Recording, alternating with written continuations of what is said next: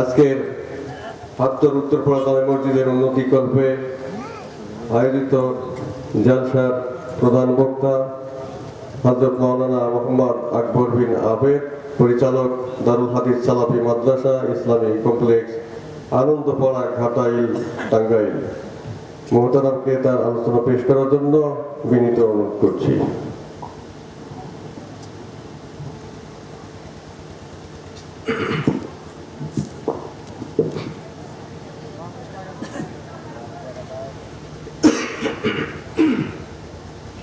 السلام عليكم ورحمة الله وبركاته.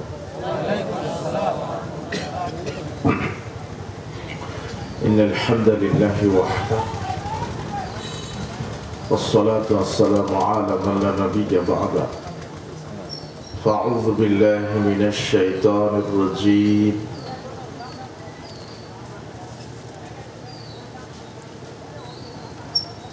أفحكم الجاهلية يبغون ومن أحسن من الله حكما لقوم يوقنون.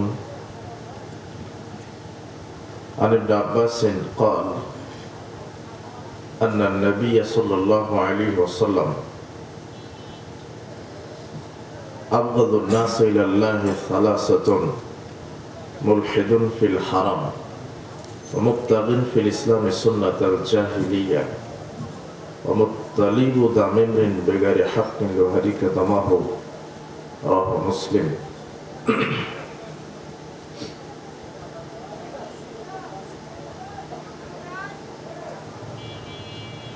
عن حارث الأشعري قال قال رسول الله صلى الله عليه وسلم: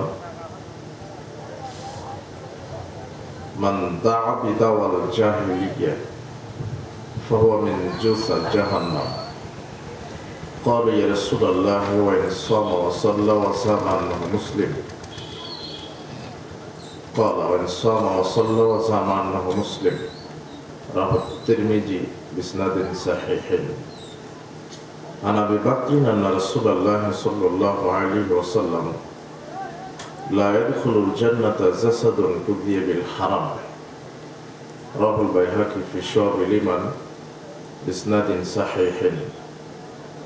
আজকের ইসলামী জালসার সম্মানিত সভাপতি, প্রধান অতিথি, বিশেষ অতিথিবৃন্দ, আমার সামনে উপস্থিত মুসলিম দিনী ভাই, প্রাণপ্রিয় ছাত্র যুবক ভাইরা, পর্দার আড়ালের মা এবং বোনেরা, আমরা সর্বপ্রথম আল্লাহ সুবহানাহু ওয়া তাআলার শুকরিয়া আদায় করছি যে আল্লাহ সুবহানাহু ওয়া তাআলা আমাদেরকে সুস্থ রেখে এরকম একটি বরকতমণ্ডিত মর্যাদাপূর্ণ জায়গায় আসার, বসার, কোরআন এবং সহিহ হাদিস থেকে আমাদেরকে আলোচনা করার, কোরআন এবং সহিহ হাদিস থেকে আলোচনা শ্রবণ করার তৌফিক দিয়েছেন। সে আল্লাহ সুবহানাহু ওয়া তাআলার শুকরিয়া আদায় করছি। আমরা সকলেই বলছি আলহামদুলিল্লাহ। দরুদ ও সালাম আমাদের নবী, শেষ নবী মুহাম্মদ সাল্লাল্লাহু আলাইহি ওয়াসাল্লামের জন্য। আমরা আজকে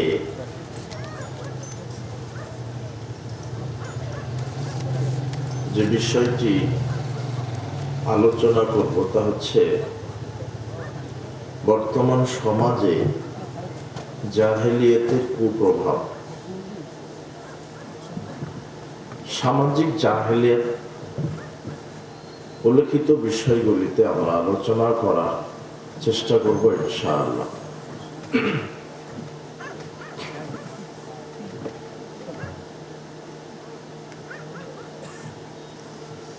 আলোচনা শুরু করার পূর্বে আমরা প্রত্যেককেই বিনীত আহ্বান জানাবো, আপনারা বিনয়ের সাথে নম্রতা, ভদ্রতা বজায় রেখে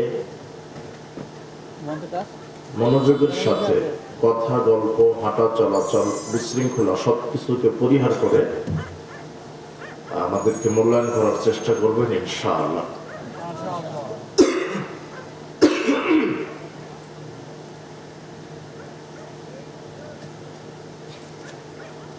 জাহেলিয়াত এটা একটা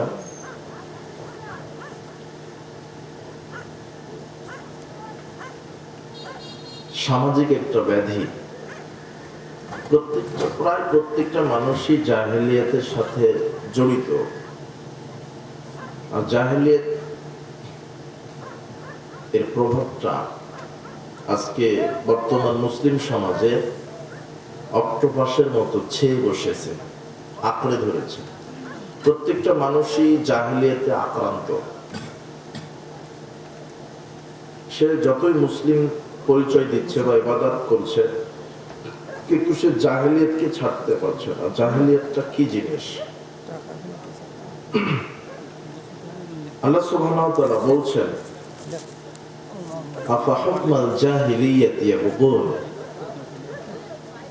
মানুষ জাহেলিয়াতের বিধান কামনা করে। ওয়ামান আহসানু মিনাল্লাহি হুকমান লিকাওমি ইউকিনুন, অথচ মুমিনদের জন্য উত্তম বিধানদাতা হচ্ছেন আল্লাহ। যারা মুমিন, যারা মুসলিম, যারা মুমিন, এরা আল্লাহর বিধান পেয়ে সন্তুষ্ট। আর যারা মুনাফিক, বদ শ্রেণীর মানুষ, তারা আল্লাহর বিধান পেয়ে সন্তুষ্ট না। তারা জাহেলি বিধান কামনা করে, শয়তানের বিধান কামনা করে।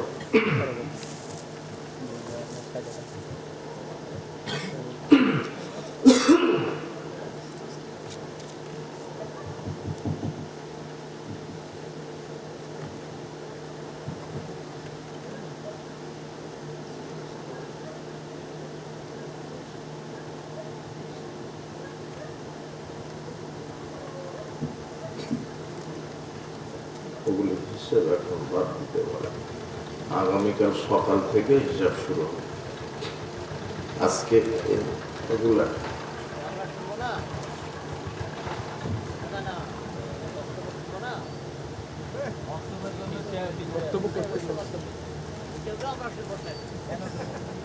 হ্যাঁ, ওটা শেষে, আমার বক্তব্যের শেষে।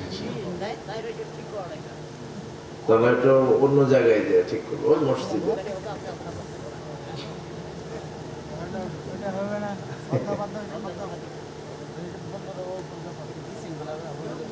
উনি এখানে কথা বলছেন, হিসাব করছেন, ওটা আমার সমস্যা হচ্ছে।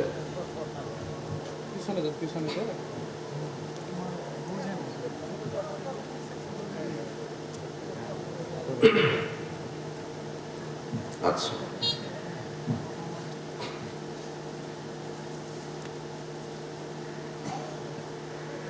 মুমিনদের জন্য আল্লাহ বিধানদাতা। আল্লাহ সুবহানাহু ওয়া তাআলা বলছেন, আফাহুকমাল জাহিলিয়াতি ইয়াবগুন,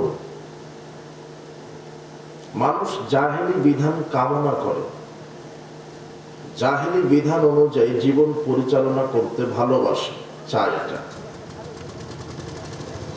ওয়ামান আহসানু মিনাল্লাহি হুকমান লিকাওমি ইউকিনুন, অথচ মুমিন যারা, বিশ্বাসী যারা, খাঁটি মুসলিম যারা, তাদের জন্য উত্তম বিধানদাতা হচ্ছেন আল্লাহ।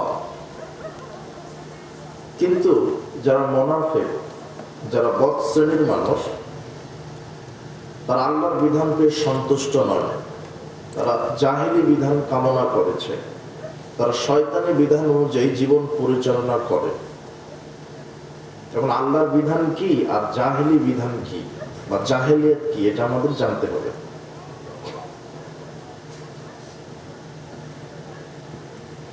রাসূল সাল্লাল্লাহু আলাইহি ওয়াসাল্লাম আসার পূর্বের যে যুগটা, সেটা আইয়ামে জাহেলিয়াত বলা হতো, তাই না? তো ওই যুগটাকে কেন আইয়ামে জাহেলিয়াত বলা হতো? জাহেলি কর্মকাণ্ড করতো বিধায় বলা হতো জাহেলি যুগ। ওই যুগে মানুষ জাহেলি কাজকর্ম করত। ওই যুগে মানুষ যে জাহেলি কাজগুলি করত, সেগুলি কি কি কাজ? তখন আপনি দেখতে পাবেন যে একজন পিতা তার কন্যা সন্তানকে জীবিত পুঁতে রাখত। এটা একটা জাহেলি কাজ। আল্লাহ সুবহানাহু ওয়া তাআলা বলছেন, যখন তাদেরকে বলা হতো যে আপনার কন্যা সন্তান জন্মগ্রহণ করেছে, তখন ওই পিতা মুখমণ্ডলটা কালো হয়ে যেত। সে এটা অপমান বোধ করত যে সমাজের লোক জানবে আমি কন্যা সন্তানের বাপ হয়েছি, এটা সে মেনে নিতে পারত না। তখন সে রাতারাতি গোপনে তার জীবিত কন্যা সন্তানকে মাটিতে পুঁতে রাখত। এটা জাহেলি একটা কাজ। আজকেও আমাদের সমাজে কিছু জাহেল মূর্খ আছে, এরা কন্যা সন্তান হলে সে নিজেকে মেনে নিতে পারে না যে আমি কন্যা সন্তানের বাপ। যখন স্ত্রীর পেটে বাচ্চা হয় তখন সবাইকে বলে বেড়ায় যে সবাই দোয়া করো, বন্ধু বান্ধবী যা আছে সবাইকে বলে, বন্ধু আমার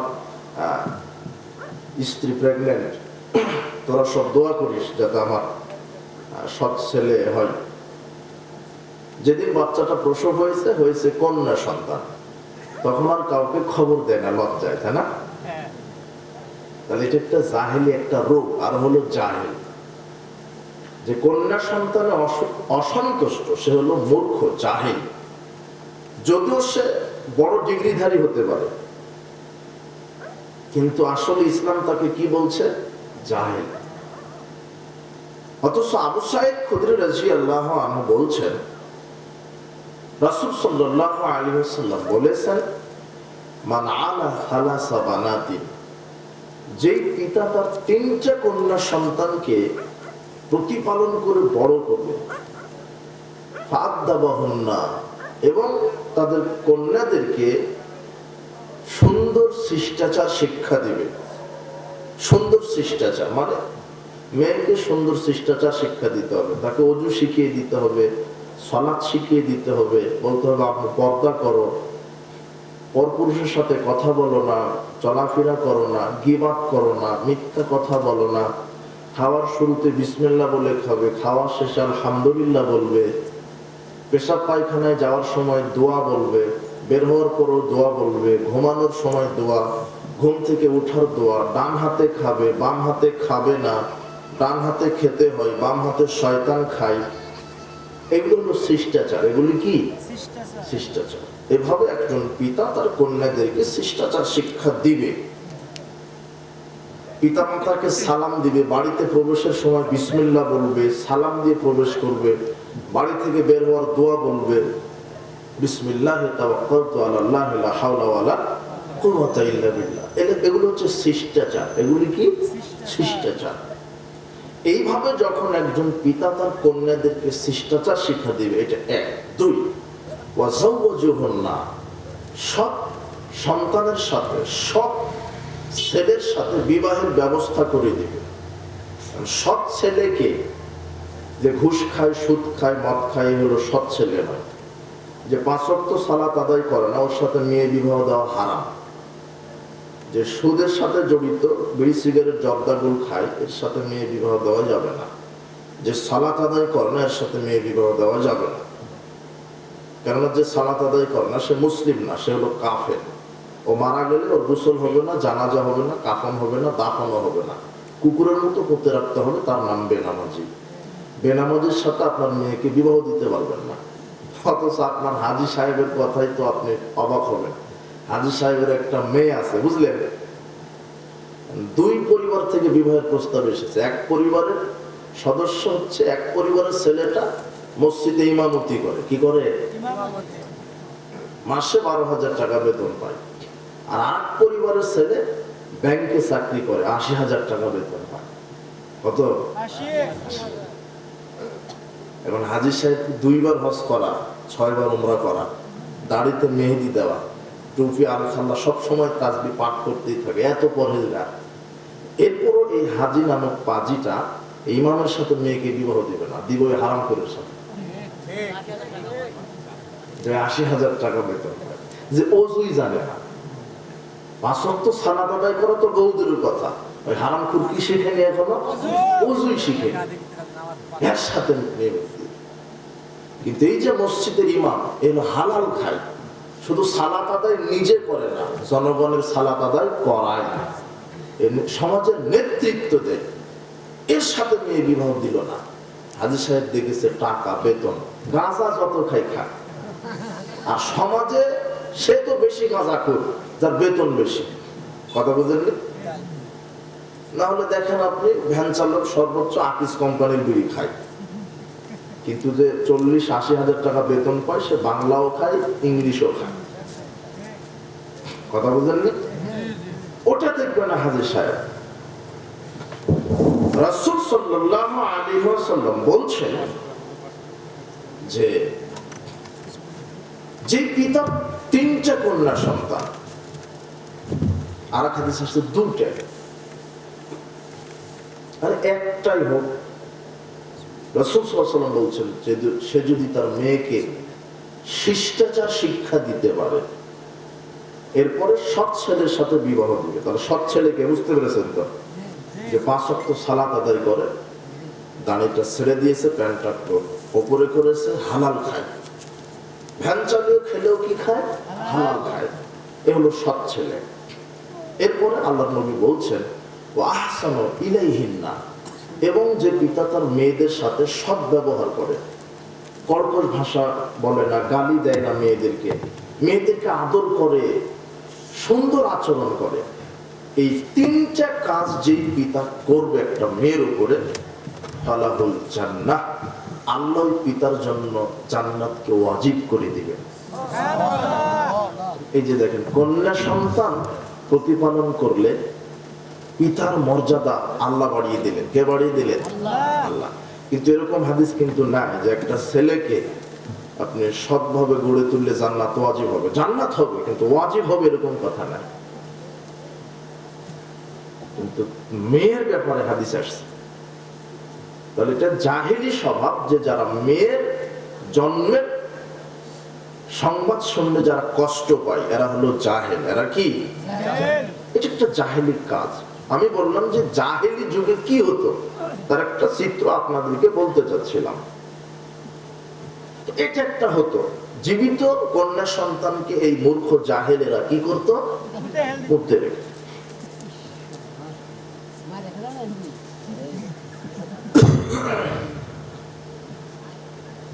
ওই পিতার দয়া ছিল, অবশ্যই দয়া ছিল যে আমার এই কন্যা সন্তানকে, কিন্তু সে এটা মেনে নিতে পারতো না। তার ইগোতে আঘাত লাগতো যে আমার কন্যা সন্তানকে সমাজের লোকেরা জানবে, এটা অপমান বোধ করতো সে। কিন্তু ইসলাম আসার সাথে সাথে কন্যা সন্তানের মর্যাদা পিতার উপরে বাড়িয়ে দিলেন, তাই না? মেয়েদের মর্যাদা ইসলাম দিয়েছে, কন্যা হিসেবে পিতার উপরে মর্যাদা আছে, তার এই হাদিসটা প্রমাণ। এমনকি বোন হিসেবে ভাইয়ের উপরে মর্যাদা আছে একটা মহিলার, একটা মেয়ের। জাবের রাদিয়াল্লাহু আনহুকে রাসূল সাল্লাল্লাহু আলাইহি ওয়াসাল্লাম জিজ্ঞাসা করলেন এক সময়, একই যুদ্ধ থেকে আসছিলেন, তো পথের মধ্যে আসছেন আর গল্প করছেন। জাবের রাদিয়াল্লাহু আনহুকে বলছেন, এই তুমি বিবাহ করেছো? তখন জাবের বলছে, হ্যাঁ করেছি। রাসূল সাল্লাল্লাহু আলাইহি ওয়াসাল্লাম বলছেন, তুমি তালাকপ্রাপ্তা নারীকে বিবাহ করেছো না কুমারী মেয়েকে? তখন জাবের বলছে, আমি তালাকপ্রাপ্তা নারীকে বিবাহ করেছি। রাসূল সাল্লাল্লাহু আলাইহি ওয়াসাল্লাম তখন বলছে, কেন তুমি তালাকপ্রাপ্তা নারীকে বিবাহ করলে, কেন তুমি কুমারী মেয়েকে বিবাহ করতে? তখন জাবের রাদিয়াল্লাহু তাআলা আনহু তিনি উত্তরে বলছেন, আল্লাহর নবী, ইন্নী আহবাবতু আতাজাওয়াজতু ইমরাআতান, আমি এমন একটা নারীকে বিবাহ করতে চাইলাম, ইন্নালি আখাওয়ানি, আমার কিছু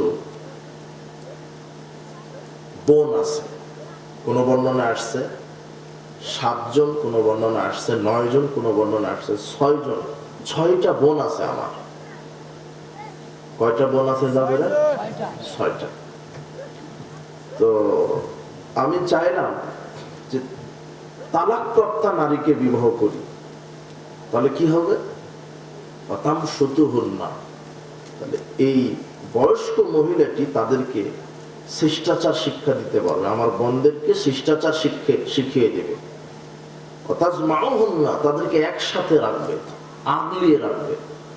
ওয়াতাকুমু আলাইহিন্না, এবং তাদের পাহারাদার হবে। আমার 6 জন বোন, যুবতী বোন, তার কোথায় যাচ্ছে, কার সাথে ঘুরছে, কোথায় ঘুরছে, এগুলি পাহারাদার যেন হতে পারে এমন একজন জ্ঞানী মহিলাকে আমি বিবাহ করলাম। যদি কুমারী মেয়েকে বিবাহ করতাম, অল্প বয়সী নারীকে, তাহলে আমার বোনের বয়সেই হতো, কাজেই আমার স্ত্রী তাদেরকে সুন্দর শিক্ষা দিতে পারত না। একজন ভাই হিসেবে বোনের উপরে কত দায়িত্ব পালন করলেন, তাই না? রাসূল সাল্লাল্লাহু আলাইহি ওয়াসাল্লাম বলছেন, ইরহামু আলাল আরদে, তোমরা জমিনবাসীর উপরে রহমত করো, রহম করো, দয়া করো, তাহলে আল্লাহ তোমাদের উপরে রহমত বর্ষণ করবেন। তো জমিনবাসী কে? ওটা আপনার বোন, ওটা একটা জমিনের বাসী, একজন ভাই। একজন প্রাণীকেও যদি আপনি, ওই যে পতিতালার নারীকে পাপ ক্ষমা করলেন, কাকে পানি পান করাইছিল? কুকুরকে। কুকুরকে পানি পান করিয়ে, কুকুরের পরিচর্যা করে যদি তার পাপ ক্ষমা হয়, একজন ভাই যদি তার বোনের খেদমত করে, তাহলে ভাইয়ের পাপ ক্ষমা হবে না? কথা বুঝেন না? তাহলে বোনের মর্যাদা কার উপরে দিলেন? ভাইয়ের উপরে। কে দিলেন? আমি এখন বোঝাতে চাচ্ছি যে জাহেলি যুগে নারীদেরকে তার পিতা কি করত? পুঁতে রাখত, তার কন্যা সন্তানকে পুঁতে রাখত। কিন্তু ইসলাম আসার পরে নারীকে মর্যাদা দিয়েছে, কন্যা হিসেবে বাপের উপরে, বোন হিসেবে ভাইয়ের উপরে, স্ত্রী হিসেবে কার উপরে? স্বামীর উপরে। ওকে আপনি এমনিতে বিবাহ করতে পারবেন না, কি দিতে হবে? ওকে মোহর দেওয়া লাগবে, তাই না? রাসূল বলছেন, তাযাওয়াজু, তুমি বিবাহ করো, ওয়ালাউ বিখাতামিন মিন হাদিদ, লোহার একটা আংটির বিনিময় হলেও বিবাহ করো। তাহলে মোহর দিয়ে বিবাহ করা লাগবে। যদি মোহর আদায় না করেন, বিচার মাঠে আপনার নেকি থেকে সব দিয়ে দিতে হবে আপনার স্ত্রীকে। ওকে খেতে দিতে হবে, ওকে ঘর দিতে হবে, বাড়ি দিতে হবে। ওর নিরাপত্তা কার উপরে আল্লাহ দিলেন? একজন স্বামীর উপরে।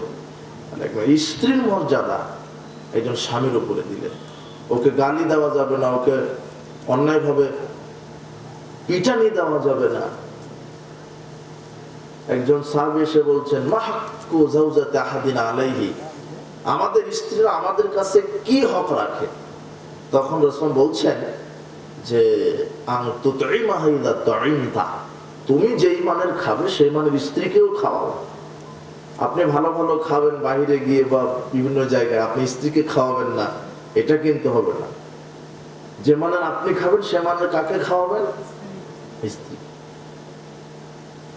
যে মানের আপনি পরিধান করবেন পোশাক, সেই মানের তাকেও পরিধান করাবেন।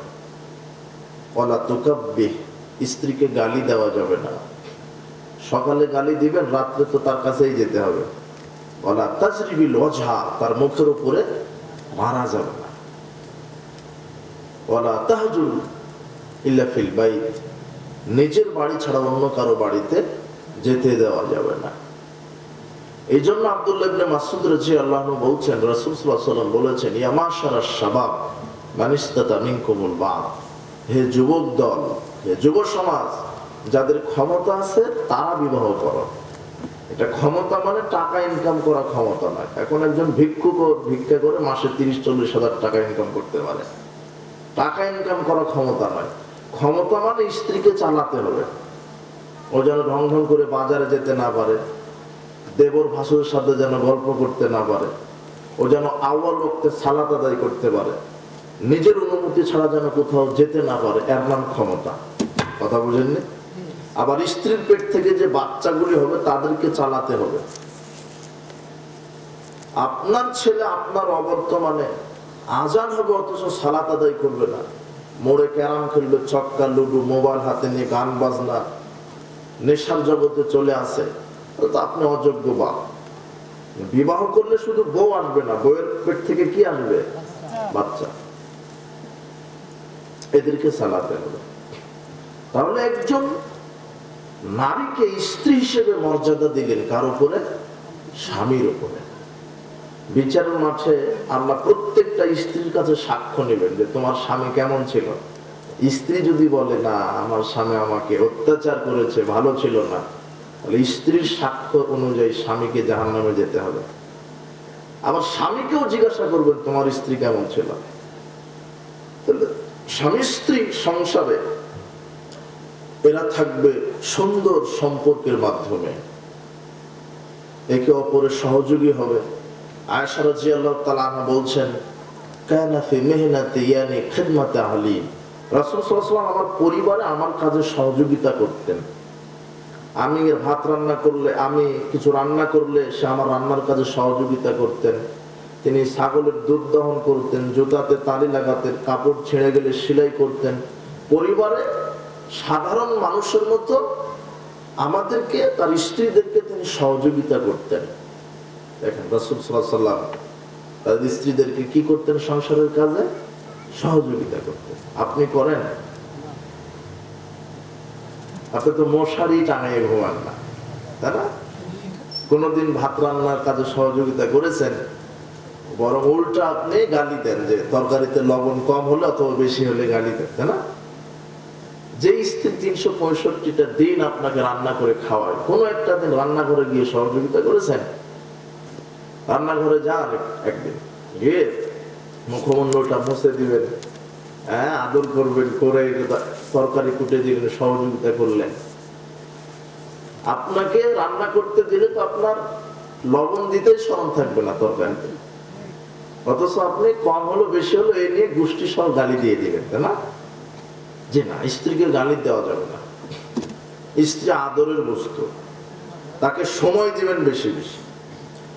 সাহাবীরা বেশি বেশি রাস্তাঘাটে পায়চারি করলে রাসূল সাল্লাল্লাহু আলাইহি ওয়াসাল্লাম দেখে বলতেন, ইরজি ইলা আহলিকুম, ভাই ঘোরা বাদ দাও, বেশি অত ঘুরো কেন, বাজারে মোড়ে মোড়ে অত ঘুরো কেন, স্ত্রীর কাছে যাও, ফাকিমু ফিহিম, স্ত্রীকে সময় দাও, ওয়ামুরহুম, তাকে নির্দেশ দাও শরীয়তের, ওয়াল্লিমুহুম, তাকে শিক্ষা দাও।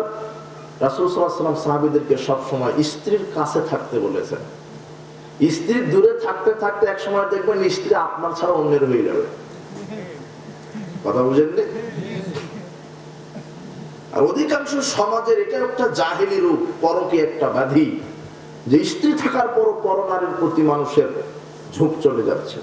নিজের স্বামী থাকার পর পর পুরুষের সাথে স্ত্রীরা ঝুঁকে যাচ্ছে। আর এখন এই যে ল্যাংটা মোবাইল ফাংশন চলে এসেছে, নিয়ন্ত্রণহীন পরিবার হয়ে গেছে। তো এখন নিয়ন্ত্রণহীন পরিবার, স্বামী স্ত্রী টিভিটা অন করেছে, টিভিতে অন করে ওই যে ল্যাংটা নায়ক নায়িকা না কি বলে, সিনেমা খোর আছে না, নাটক সিনেমা দেখে।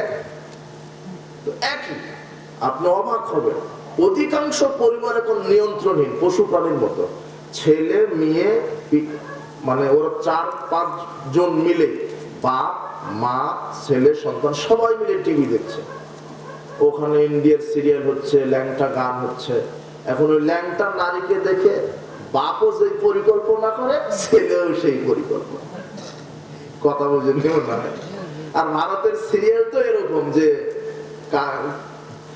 কে কার বউকে নিয়ে যাবে আর কে কার স্বামীকে নিতে পারে।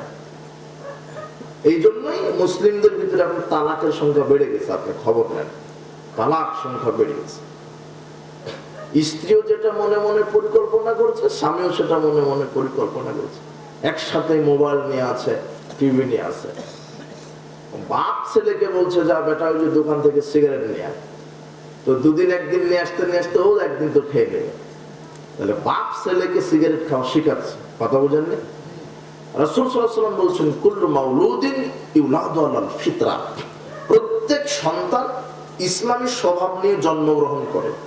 ফাআবাহু ইউহাব্বিদানিহি, ইহুদি খ্রিস্টান বানায় তার পিতামাতাই, আর নাসরানিহি, নাসারা বানায় তার পিতামাতাই, আর মাজসানিহি, অগ্নি পূজক বানায় তার পিতামাতাই, বেনামাজি বানায় তার পিতামাতাই, বেপরদায় চলা এটা শেখায় তার পিতামাতাই, লুচ্চা তৈরি করে, মদখুর গাঁজাখুর ইয়াবাখুর তৈরি করে তার পিতামাতাই। কেন? বাপ যদি গাঁজা খায় ছেলেও গাঁজা খাবে, এটাই ঠিক। মা যদি লুচ্চা হয় মেয়েও লুচ্চা হবে, এটাই ঠিক। বাপ যদি বেনামাজি হয় ছেলে মেয়েও বেনামাজি হবে, এটাই ঠিক। কথা বুঝে নেব না? আপনি যদি সালাত আদায় না করেন, তাহলে আপনার ছেলেকে বলতে পারবেন বেটা 5 ওয়াক্ত সালাত আদায় কর? তো আপনি নিজেই তো করেন না। যেই মাটা নিজে পর্দা করেন না, সে তার মেয়েকে বলতে পারবে তুই পর্দা কর? তো নিজেই তো করে না। যেই মাটা একজন পরপুরুষের সাথে পরকীয়ায় লিপ্ত, সে তার মেয়েকে বলতে পারবে যে তুই বয়ফ্রেন্ডের সাথে ঘুরিস না? কথা বুঝেননি?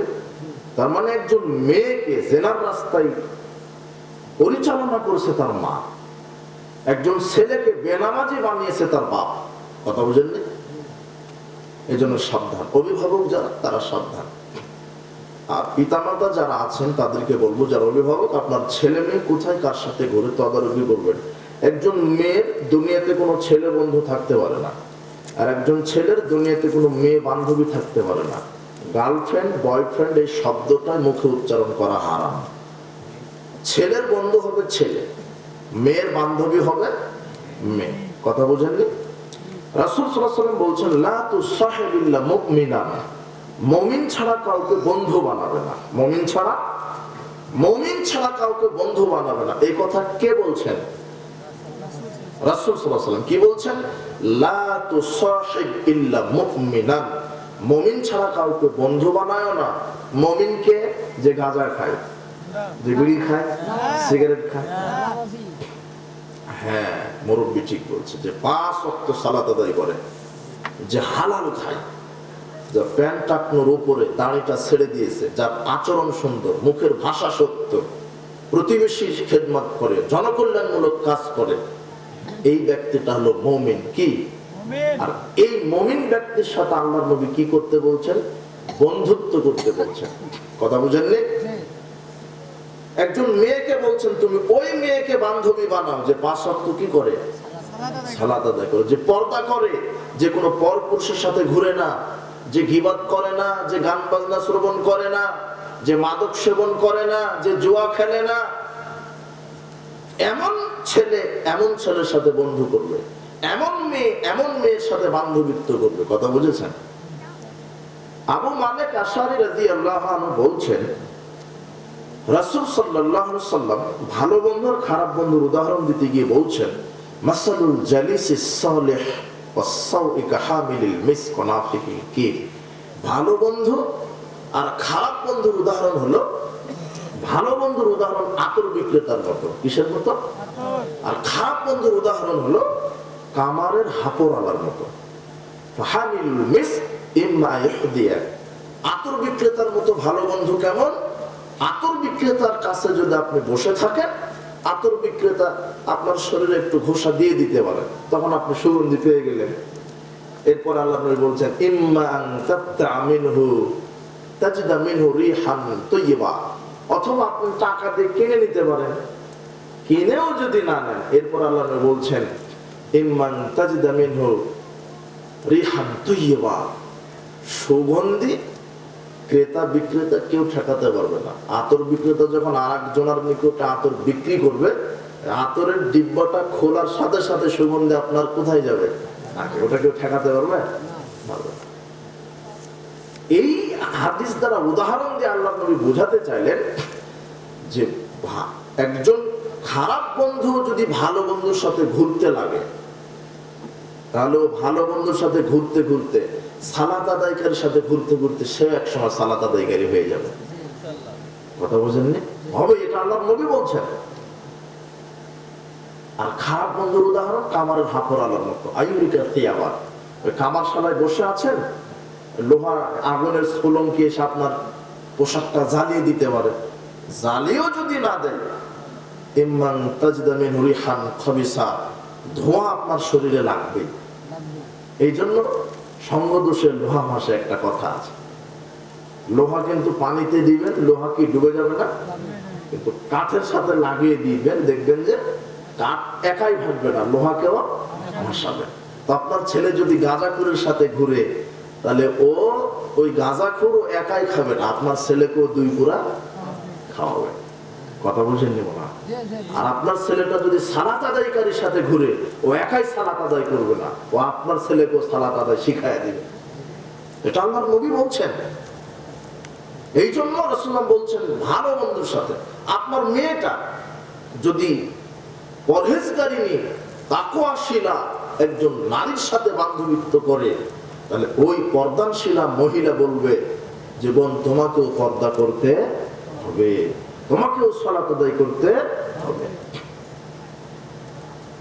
দেখেন আল্লাহ সুবহানাহু ওয়া তাআলা বলছেন, ইয়াউমা ইয়াফিরুল মারউ মিন আখিহি ওয়া উম্মিহি ওয়া আবিহি ওয়া সাহিবাতিহি ওয়া বানি। কিয়ামতের মাঠ এত ভয়াবহ হবে, প্রত্যেকে নিজ নিজেকে নিয়ে ব্যস্ত থাকবে। বিচারের মাঠে আপন ভাইকে দেখে আপন ভাই পালিয়ে যাবে। কথা বুঝেননি? নিজের স্ত্রী, আজকে আপনার স্ত্রীকে এত ভালোবাসেন, কিন্তু বিচার মাঠে স্ত্রীকে দেখে আপনি পালিয়ে যাবেন। সন্তান তার মাকে দেখে পালিয়ে যাবে, সন্তান তার বাবাকে দেখে পালিয়ে যাবে। কেউ কাউকে মূল্যায়ন করবে না বিচারের মাঠে। কিন্তু আশ্চর্য একটা মেসেজ আল্লাহ আমাদেরকে জানিয়ে দিয়েছেন। আল্লাহ বলছেন, আল আখিল্লাউ ইয়াওমা ইযিন বা'দুহুম লিবা'দিন আদুউন ইল্লাল মুত্তাকিন। বিচারের মাঠে খারাপ বন্ধু খারাপ বন্ধুর শত্রু হবে। যারা এই দুনিয়াতে একসাথে বদমাশি করে, চুরি করে, দুর্নীতি করে, সুদ খেয়েছে, ঘুষ খেয়েছে, মদ পান করেছে, জেনা করেছে, ব্যভিচারে লিপ্ত ছিল, একসাথে বিজাতীয় অপসংস্কৃতি পালন করেছে। এই যে 31st নাইট পালন করে না বাংলাদেশের ছেলে মেয়েরা, একসাথেই তো করে। পয়লা বৈশাখ, আর এরা কেউ অশিক্ষিত না, দুনিয়াবি গতিতে এরা বড় বড় সার্টিফিকেট দেয়। পয়লা বৈশাখে যারা ওই যে রমনার বটমূলে নাকি ঢাকাতে পয়লা বৈশাখ পালন করে না, ইলিশ মাছ দিয়ে পান্তা খায় না, এরা কিন্তু কেউ ভ্যান চালক না, কেউ ফকির মিসকিন না, সে বড় বড় ধনিক শ্রেণীর মানুষেরা, বড় বড় বিদ্যাপীঠ। এরাই কি করে? পয়লা বৈশাখ পালন করে। কিভাবে করে তাও জানেন? এরা ওই দিনে বলে এসে বৈশাখ মঙ্গল শোভাযাত্রা, আর কেউ বা সাপের মুখোশ পরে, বেজির মুখোশ পরে, ভাল্লুকের মুখোশ পরে, কুকুরের মুখোশ পরে। মানে ওরা কুকুরের মুখোশ পরে বছরের প্রথম দিন উদযাপন করে। মানে ওরা নিয়ত করে, আল্লাহ আমাদেরকে এই নতুন একটা বছর কুকুর হিসেবে বাঁচায় রাখা। ও মানুষ হিসেবে সন্তুষ্ট না, কুকুর হয়ে বাঁচতে যায়। এত মুখোশ থাকে, কুকুরের মুখোশ পড়বে কেন? মানে এদের রুচি কত খারাপ। কথা বুঝেননি? একসাথে পয়লা বৈশাখ পালন করছে। বিশ্ব ভালোবাসা দিবসের নামে একটা লুচ্চামি দিবস পালন করে, 31st নাইট পালন করে, একসাথে বিড়ি খায়, সিগারেট খায়। আর বিড়িখোর সিগারেটখোর এদেরই সঙ্গপঙ্গ বেশি, ভালো মানুষের বন্ধু কম কিন্তু দুনিয়াতে। কথা বুঝেননি? যারা সন্ত্রাস, টেন্ডারবাজ, চাঁদাবাজ, দুর্নীতিবাজ, হারামখোর, মদখোর, গান বাজনা শ্রবণ করে, আল্লাহ সুবহানাহু ওয়া তাআলা বলছেন দুনিয়াতে যে খারাপ বন্ধুরা, এরা বিচার মাঠে একে অপরের শত্রু হবে। কি হবে? শত্রু। সূরা যুখরুফ 67 নম্বর আয়াতে, ইল্লাল মুত্তাকিন। তবে দুনিয়াতে যারা ঈমানদার বন্ধু ছিল, মুত্তাকি বন্ধু ছিল, তারা বিচারের মাঠে শত্রু হবে না, বরং কি হবে? রাসূল সাল্লাল্লাহু আলাইহি ওয়াসাল্লাম বলছেন, এক মুমিন বন্ধুর যদি আরেকটা কোনো বন্ধু কোনো পাপের কারণে জাহান্নামে নিয়ে যাচ্ছে ফেরেশতারা, এরকম যদি হয়, মুমিন বন্ধুর আরেকটা বন্ধু যদি কোনো কারণে জাহান্নামের দিকে যাচ্ছে, তখন এই মুমিন বন্ধুটা আল্লাহর কাছে বলবে, আল্লাহ আমরা একসাথে জালসা শুনতে যেতাম, আমরা একসাথে আযানের পরে মসজিদে 5 ওয়াক্ত সালাত আদায় করেছি, রমাদান আসলে একসাথে সিয়াম রেখেছি, একসাথে কোরআন তেলাওয়াত করেছি, একসাথে জনকল্যাণমূলক কাজ করেছি, আল্লাহ ওটা আমার মুমিন বন্ধু, আমার সুপারিশ কবুল করো, আমি আমার বন্ধুকে ছাড়া জান্নাতে যাব না। তখন আল্লাহ এই তোমার এই মুমিন বন্ধুর সুপারিশ কবুল করে তোমাকেও জান্নাতে প্রবেশ করাবে। এরা শত্রু হবে না বিচার মাঠে। আপনি বুঝতে পারেন, একটু বক্তব্যের গতিতে সুবহানাল্লাহ বললেন। যেখানে আপন ভাইকে দেখে আপন ভাই কি করবে, সেখানে মুমিন বন্ধু আরেকজন মুমিন বন্ধুকে ছাড়া জান্নাতে যাবে না। কথা বুঝেন না? হ্যাঁ, এই জন্য গাঁজাখুর ইয়াহুদের সাথে ঘুরো না, বেনামাজির সাথে ঘুরো না। ওই যে 7 শ্রেণীর লোককে আরশের নিচে জায়গা দিবে না, তার এক শ্রেণী আছে। কোনো বন্ধু যদি আরেকজন বন্ধুকে বলতে পারে, বন্ধু তুই যদি আগামীকাল থেকে সালাত আদায় না করিস, আমি তোর সাথে বন্ধুত্ব রাখবো না, এই কথা যদি বলে তুমি মারা যেতে পারো, তার আল্লাহ তোমাকে আরশের নিচে জায়গা দিবে। একজন বান্ধবী যদি তার বান্ধবীকে বলতে পারে, বান্ধবী তুমি যদি সালাত আদায় না করো, পর্দা না করো, এইভাবে যদি পরপুর সাথে ঘুরো, কথা বলো, তাহলে আমি তোমার সাথে ঘুরবো না, আমি তোমার সাথে সম্পর্ক রাখবো না। সালাত আদায় করো, পর্দা করো, গীবাত করো না, গান বাজনা শ্রবণ করো না, যদি তুমি ইসলাম মেনে চলতে পারো তাহলে আমি তোমার সাথে বন্ধুত্ব রাখবো। কেন রাসূল বলছেন, যেই বন্ধু আল্লাহর জন্য বন্ধুত্ব কাট করে, যেই বন্ধু আল্লাহর জন্য বন্ধুত্ব স্থাপন করে, এমন বন্ধুদেরকে আল্লাহ আরশের নিচে জায়গা দিবেন। কথা বুঝেন? এই জন্য পিতামাতা যারা অভিভাবক তাদেরকে সচেতন হতে বলছি। কি সচেতন হবেন? ছেলে ক্যারামের আড্ডায়, লুডুর আড্ডায়, তাসের আড্ডায়, জেনা গান বাজনার আড্ডায় পড়ে আছে। মেয়ে কোচিং এর নামে রাত 12টায় ফিরে আসে, দুপুর 12টায় বের হয়, রাত 12টায় ফিরে আসে। আপনার মেয়ে কি করবে এতদিন, এতক্ষণ কি করলো? কথা বুঝেননি? শিক্ষা সফরে পাঠান।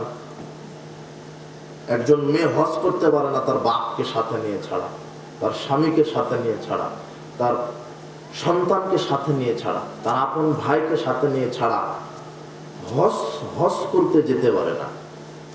সে জায়গাতে আপনার মেয়ে জাফলং এ গেছে, কোথায় কোথায় শিক্ষা সফরে যায়, তাই না? এই যে এগুলো একটা সামাজিক জাহেলিয়াত চলে এসেছে। এই জন্য অভিভাবকদেরকে সতর্ক হতে বলছি। আপনারা আপনাদের ছেলে মেয়ের ব্যাপারে সতর্ক হন। আর আজকে ইসলামী জালসায় যত যুবক যুবতী তোমরা এসেছ, তোমাদের প্রতি মেসেজ, তোমরা এইভাবে নষ্টামের জগতে থেকো না। পরকাল খুব কঠিন। জেনায় লিপ্ত আছো, বিচার কবরে আগুনের চুলাতে পোড়ানো হবে কিছু নারী পুরুষকে। রাসূল সাল্লাল্লাহু আলাইহি ওয়াসাল্লাম বলছেন, এদের অপরাধ কি? তখন ফেরেশতারা বলছে, এরা হলো জেনা করত, এরা হলো জেনা করত, তাই এদেরকে কবরে পোড়ানো হচ্ছে। জাহান্নাম তো আছে। যারা পরকীয়া করতো, জেনা করতো, অবাধ মেলামেশা করতো। এই জন্য সাবধান। মুমিন ছাড়া কাউকে বন্ধু বানানো যাবে না। আর খারাপ বন্ধু তোমার দুনিয়াতেও শত্রু, বিচার মাঠেও শত্রু। তুমি যতক্ষণ ওকে গাঁজা খাওয়ার জন্য টাকা দিতে পারবে ততক্ষণ ঠিকই বন্ধুত্ব রাখবে। এই গাঁজা খেতে খেতে এমন একটা সময় দ্বন্দ্ব হবে, সে তোমাকে মেরে দিবে।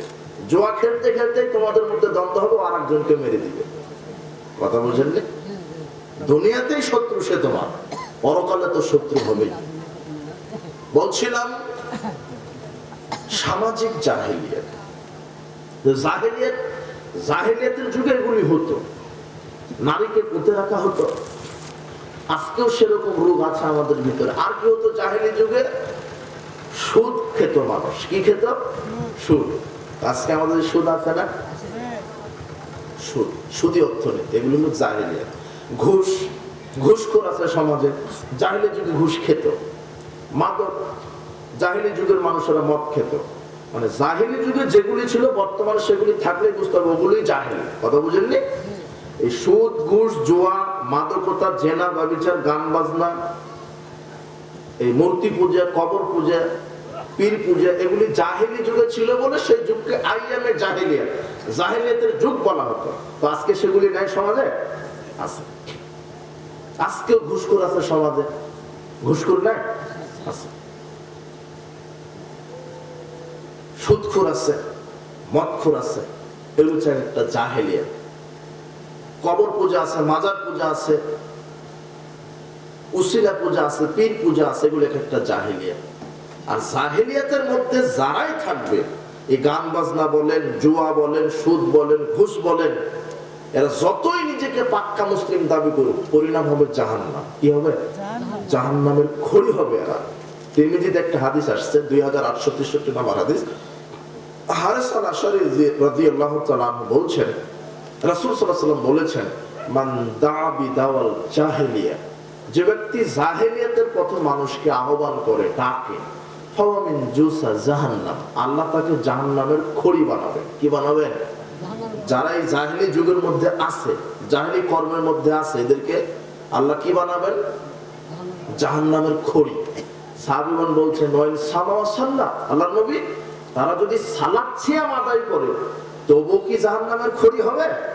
রাসূল সাল্লাল্লাহু আলাইহি ওয়াসাল্লাম বলছেন, হ্যাঁ, ওয়াইন সামা ওয়া সাল্লা ওয়া জামান্না মুসলিম। শুধু কি তাই? ওরা যদি পাক্কা মুসলিমও দাবি করে, যতই সালাত সিয়াম আদায় করুক, কিন্তু জাহেলিয়াতের মধ্যে যারা থাকবে আল্লাহ তাদেরকেই জাহান্নামের খড়ি বানাবে। জাহেলিয়াত কত খারাপ, কত খারাপ জাহেলিয়াত। দেখেন, দুটা হাদিস আপনাকে বলি। প্রায় জাহেলিয়াতের মধ্যে নিমজ্জিত, প্রায় হারামখোর সমাজে এখন। আব্দুল্লাহ ইবনে আমর রাদিয়াল্লাহু আনহু বলছেন, রাসূল সাল্লাল্লাহু আলাইহি ওয়াসাল্লাম বলেছেন, ইয়াতি আলান নাসে জামান, মানুষের উপর একটা যুগ আসবে, মানুষের উপর একটা সময় আসবে, ইয়াস্তামিউনা ইউসাল্লুনা ফিল মাসাজিদ, মসজিদ ভর্তি হয়ে মানুষ সালাত আদায় করবে, ওয়া লাইসা ফীহি মুমিন, কিন্তু কারো ভিতরে ঈমান থাকবে না। কি থাকবে না? আমার কথা বুঝতেন? বক্তব্য কি অন্য মানুষ করেছেন তাই না? রাসূল সাল্লাল্লাহু আলাইহি ওয়াসাল্লাম বলছেন মসজিদ ভর্তি থাকবে মুসল্লি, কিন্তু কারো ভিতরে ঈমান থাকবে না। কি থাকবে না? ঈমান। আশ্চর্য একটা কথা। মসজিদ ভর্তি থাকছে মুসল্লি, কিন্তু ভিতরে কি নাই? ঈমান নাই। অথচ মসজিদে যারা মুসল্লি এরা তো সালাত আদায় করে, 5 ওয়াক্ত সালাত আদায় করে, কিন্তু ভিতরে কি নাই? এদের ঈমান নাই। আশ্চর্য একটা কথা। এটা মুসান্নাফ ইবনে আবি শাইবার 30,992 নম্বর হাদিস। মসজিদে মানুষ সালাত আদায় করবে এক সময়, কিন্তু ওই মুসল্লিদের ভিতরে কি থাকবে না? ঈমান থাকবে না। আবু হুরায়রা রাদিয়াল্লাহু আনহু বলছেন, রাসূল সাল্লাল্লাহু আলাইহি ওয়াসাল্লাম বলেছেন, লা ইয়াজনি যানি হিনা ইয়াজনি ওয়া হুয়া মুমিন, কোন জিনাকার ঈমান নিয়ে জিনা করতে পারে না। কি নিয়ে? লা ইয়াসরিকু সারিকু হিনা ইয়াসরিকু ওয়া মুমিন, কোন চোর, কোন ঘুষখোর ঘুষ খেতে পারে না। কি নিয়ে? ওয়া লা ইয়াশরাবুল খামরা হিনা ইয়াশরাবু ওয়া মুমিন, কোন মদখোর মদ পান করতে পারে না। কি নিয়ে? ঈমান নিয়ে। ওয়া লা ইয়াকুলু আহাদুকুম হিনা ইয়াকুলু ওয়া মুমিন, কোন দুর্নীতিবাজ, খেয়ানতকারী, আত্মসাৎকারী আত্মসাৎ করতে পারে না। কি নিয়ে? এই হাদিসটা তিরমিজিতে আসছে, 2625 নম্বর হাদিস। আপনি পড়বেন, দেখেন আশ্চর্য একটা হাদিস। রাসূলুল্লাহ বলছেন, ইদা জানাল আব্দু, যখন মানুষ জিনা করে, মদ খায়, চুরি করে, দুর্নীতি করে, খারাজা মিনহুল ঈমান, তার ভিতর থেকে ঈমান বের হয়ে যায়। কি হয়ে যায়? বের হয়ে যায়। ঈমান বের হয়ে কি হয়? রাসূল বলছেন, ফাকানা ফাওকা রাসিকা দুল্লা, ঈমানটা বের হয়ে মাথার উপরে ছাতার মতো ঘুরতে থাকে। ফাইদা খারাজা মিন জালিকাল আমাল, যখন ওই জেনা বাদ দেয়, জেনা থেকে তওবা করে ফিরে আসে, মদ খাওয়া থেকে ফিরে আসে, দুর্নীতি থেকে তওবা করে, এক কথায় যেই পাপ করতো সেই পাপ থেকে ফিরে আসে, জেনা ছেড়ে দেওয়ার সাথে সাথে, তওবা করার সাথে সাথে, মদ পান থেকে তওবা করার সাথে সাথে, মদ পান ছেড়ে দেওয়ার সাথে সাথে ঈমান তার ভিতরে আবার ঢুকে যায়। কিন্তু যখন মদ খায় তখন ঈমান কি হয়ে যায়? বের হয়ে যায়। যখন জেনা করে তার ভিতর থেকে ঈমান কি হয়ে যায়? বের হয়ে যায়। রাসূল সাল্লাল্লাহু আলাইহি ওয়াসাল্লাম বলছেন, ঈমান নিয়ে মদ খেতে পারে না, ঈমান নিয়ে জেনা করতে পারে না, ঈমান নিয়ে চুরি করতে পারে না, ঈমান নিয়ে ঘুষ খেতে পারে না। রাসূল সাল্লাল্লাহু আলাইহি ওয়াসাল্লাম বলছেন, মসজিদ ভর্তি থাকবে মুসল্লি, ভিতরে কি থাকবে না? ঈমান। আপনি কত মুসল্লিকে দেখবেন, মুরব্বী 20 বছর ধরে সালাত আদায় করে, 20 বছর ধরে জর্দাও খায়, আছে? এই জর্দাখোর, এই হারামখোরের ভিতরে কি নেই? ঈমান নাই। মসজিদের দায়িত্বশীল যারা আছে, মসজিদে যারা দায়িত্ব পালন করে, এরা এখন ঘুষখোর, হারামখোর, সুদখোর। এরা 20 বছর ধরে সালাত আদায় করছে, 20 বছর ধরে পরকীয়াও করে, জেনার সাথেও লিপ্ত, 20 বছর ধরে সালাত আদায় করছে, ও ঘুষও খায়। আর শয়তান তো সবকিছুকে চেঞ্জ করে দিয়েছে। সুদের নাম শয়তান বলছে সুদ না, এটা হলো ইন্টারেস্ট, তাই না? তারপরে আবার কি বলছে? আর এটা দাড়ি টুপি যারা লাগায় এরা বলেছে মুনাফা। ওই যে ধরে ফেলছে, বলে দিলাম, জ্ঞান আছে। সুদ, ইন্টারেস্ট, মুনাফা, মহিলা, নারী, মেয়ে, কি বুঝলেন? মহিলা, নারী, মেয়ে, সুদ, ঘুষ, সুদ, ইন্টারেস্ট, বস্তুটা কি? সুদখোর, হারামখোর, ওর ভিতরে কি নাই? ও মদও খায়, বিড়িও খায়, সিগারেটও খায়, জর্দাও খায়, মসজিদেও ঢোকে। কথা বুঝলেন? আরে রাসূল সাল্লাল্লাহু নিজে বলছেন, লা ইয়াশরাবুল খামর হিনা ইয়াশরাবুহা ওয়া মুমিন, যখন একজন মদ খায় তার ভিতরে সে ঈমান থাকে না। বিড়ি সিগারেট জর্দাগুলো এগুলি মদ। রাসূল বলছেন কুল্লু মুসকিরিন খামর, প্রত্যেক নেশাদার বস্তুটাই হলো মদ। কুল্লু খামরিন হারাম, আর প্রত্যেক মদ হচ্ছে হারাম। যার ভিতরে নেশা আছে সেটাই কি হারাম। নেশা আছে, ওই বিড়ির ভিতরে নেশা আছে, সিগারেটের ভিতরে নেশা আছে, আপনার জর্দার ভিতরে নেশা আছে। বুঝেছেন? আপনি অল্প খানটাই বুঝতে পারবেন। রাসূল বলছেন মাসকারা কাসিরু ফাকালিলু হারাম, যেটা বেশি পরিমাণ খেলে নেশা হয় তার অল্পটা হারাম। আপনি তো জর্দা খান, পানের সাথে খান বা এমনিতেই খান, 1 গ্রাম 2 গ্রাম খান পানের সাথে, তাই না? একসাথে 100, 150, 200 গ্রাম খাইয়ে দেখেন, বাড়িতে বউকে গিয়ে মা ডাকবে না, চিনতে পারবেন। আর আপনার হুজুর জর্দা খায় না পান দিয়ে, ও তো কত হারাম করো, খায় আর বলে মাকরু।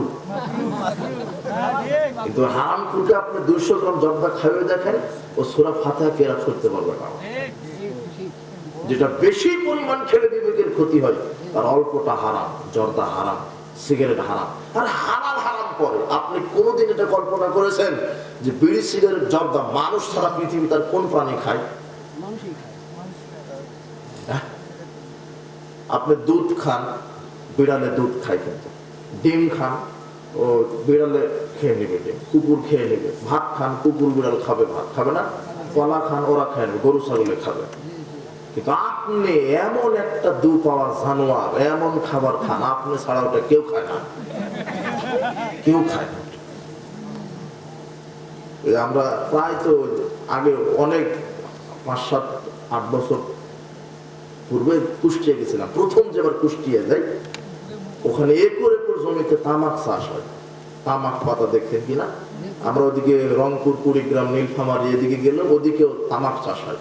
তামাক পাতাটা বড় বড়, সুন্দর, দেখতে সুন্দর, একর একর জমিতে চাষ হচ্ছে।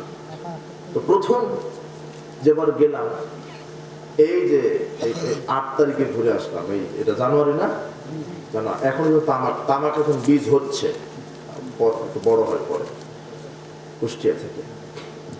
তো ওদেরকে জিজ্ঞাসা করা হয়েছিল যে আমরা তো রাজশাহীর মানুষ, আমার বাড়িও তো কিন্তু নওগাঁ মান্দাতে, এখানে আপনারা মান্দাতে চেনেন না? আপনারা তো রাজশাহীর মানুষ, তাই না?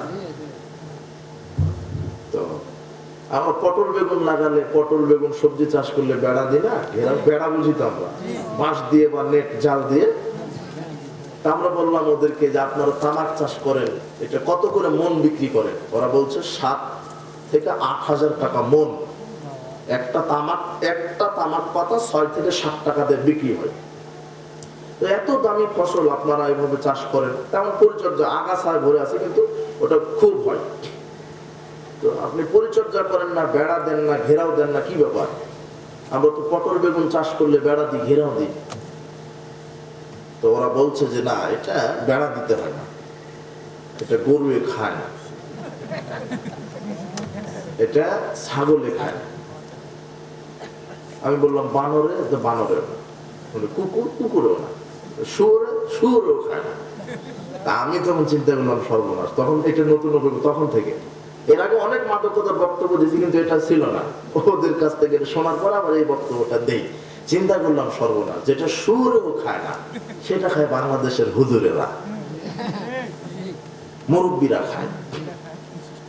কথা বুঝেননি? আর ওই তামাক পাতা থেকে কিন্তু সিগারেটের মশলা, বিড়ির মশলা, যারা জর্দা খায় চিবিয়ে খায়, আর যারা সিগারেট খায় তারা আগুন দিয়ে পুড়িয়ে খায়। বস্তু কিন্তু একটাই। কথা বুঝেননি? আর ওই যে প্রথমে বললাম না, যার বেতন যত বেশি তার গাঁজা পাওয়ার তত বেশি। হারাম করে ও কোন সালাত আদায় করে। কথা বুঝেননি? আপনার দাদি তাহাজ্জুদ পড়ে 40 বছর ধরে, কোনোদিন ওযু করে হয়েছে? এই ওযু ছাড়া তাহাজ্জুদ যেমন, এই বিড়িখুর জর্দাখুরের সালাত তেমন। কথা বুঝেছেন? হারাম করে। আরে রাসূল সাল্লাল্লাহু আলাইহি ওয়াসাল্লাম বলছেন মদখুর মদ পান করতে পারে না, অন্তরে কি নিয়ে? রাসূল বলছেন মসজিদ ভর্তি থাকবে মুসল্লি, ভিতরে কি থাকবে না? ও জর্দাও খাবে, বিড়িও খাবে, সিগারেটও খাবে, আর ইয়াবা ফেন্সিডিল তো খায়, ওটা পরের বিষয়। ও সালাত আদায় করবে, ওর ভিতরে কি নাই? রাসূল বলছেন মান শারাবাল খামরা সাকরা লাম তুকবাল সালাতুন আরবানা সাবাহান, একবার যে ব্যক্তি মাদক মুখে দিবে তার 40 দিনের কোনো ইবাদত কবুল হবে না। একবার মাদক মুখে দিলে, একবার বিড়ি সিগারেট মুখে দিলে। রাসূল সাল্লাল্লাহু আলাইহি ওয়াসাল্লাম বলছেন মসজিদ ভর্তি থাকবে মুসল্লি, কিন্তু ভিতরে ঈমান থাকবে না। এটা তো মদখোর গেল, ঘুষখোর। রাসূল বলছেন যে কোন সুর ঘুষখোর ঈমান নিয়ে ঘুষ খেতে পারে না।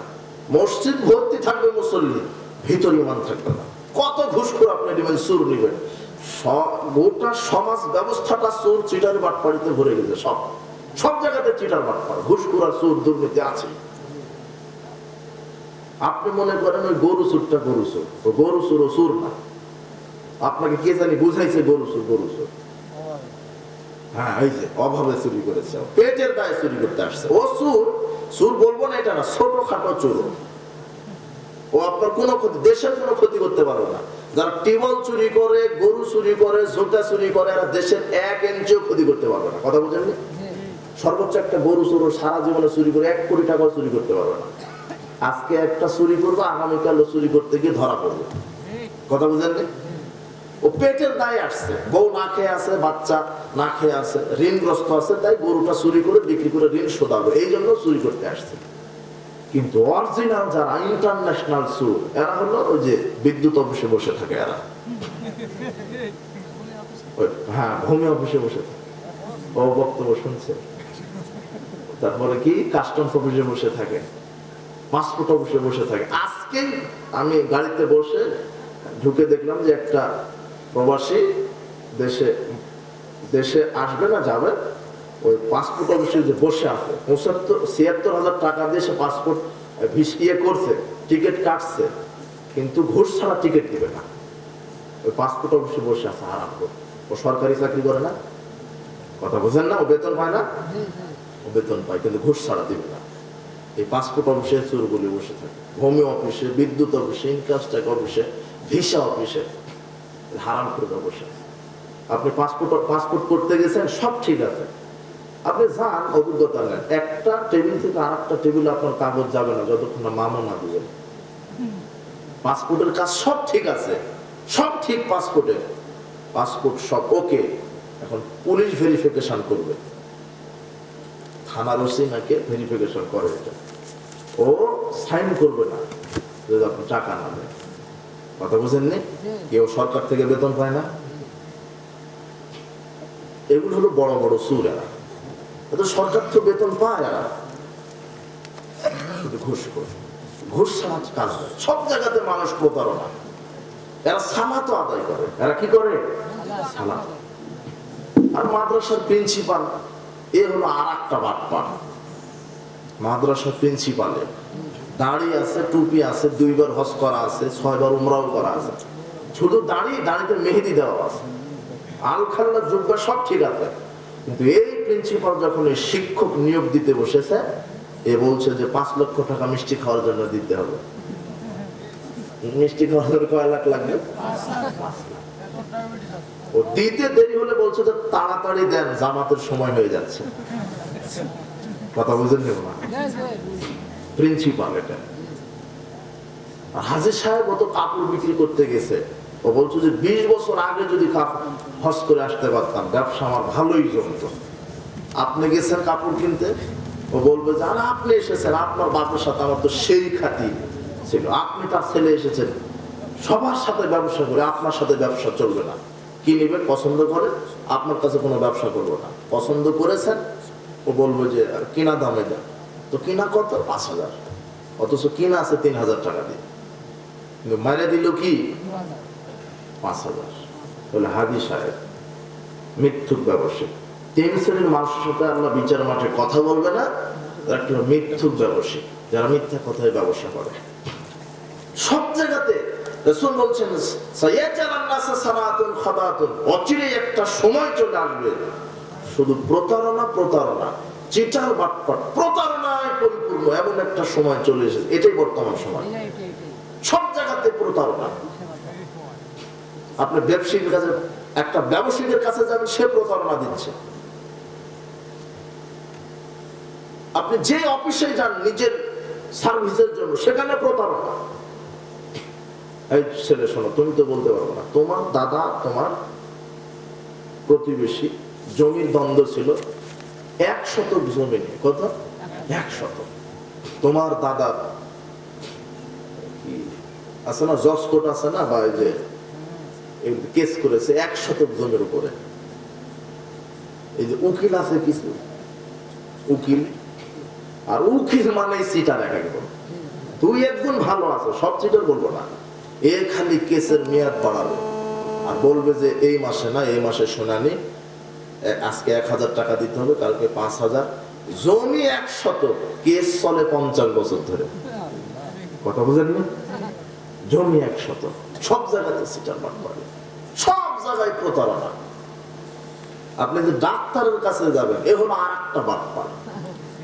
যে ডাক্তারের কাছে আপনি গেছেন, এমবিবিএস ডাক্তার হলো ইন্টারন্যাশনাল সিটার।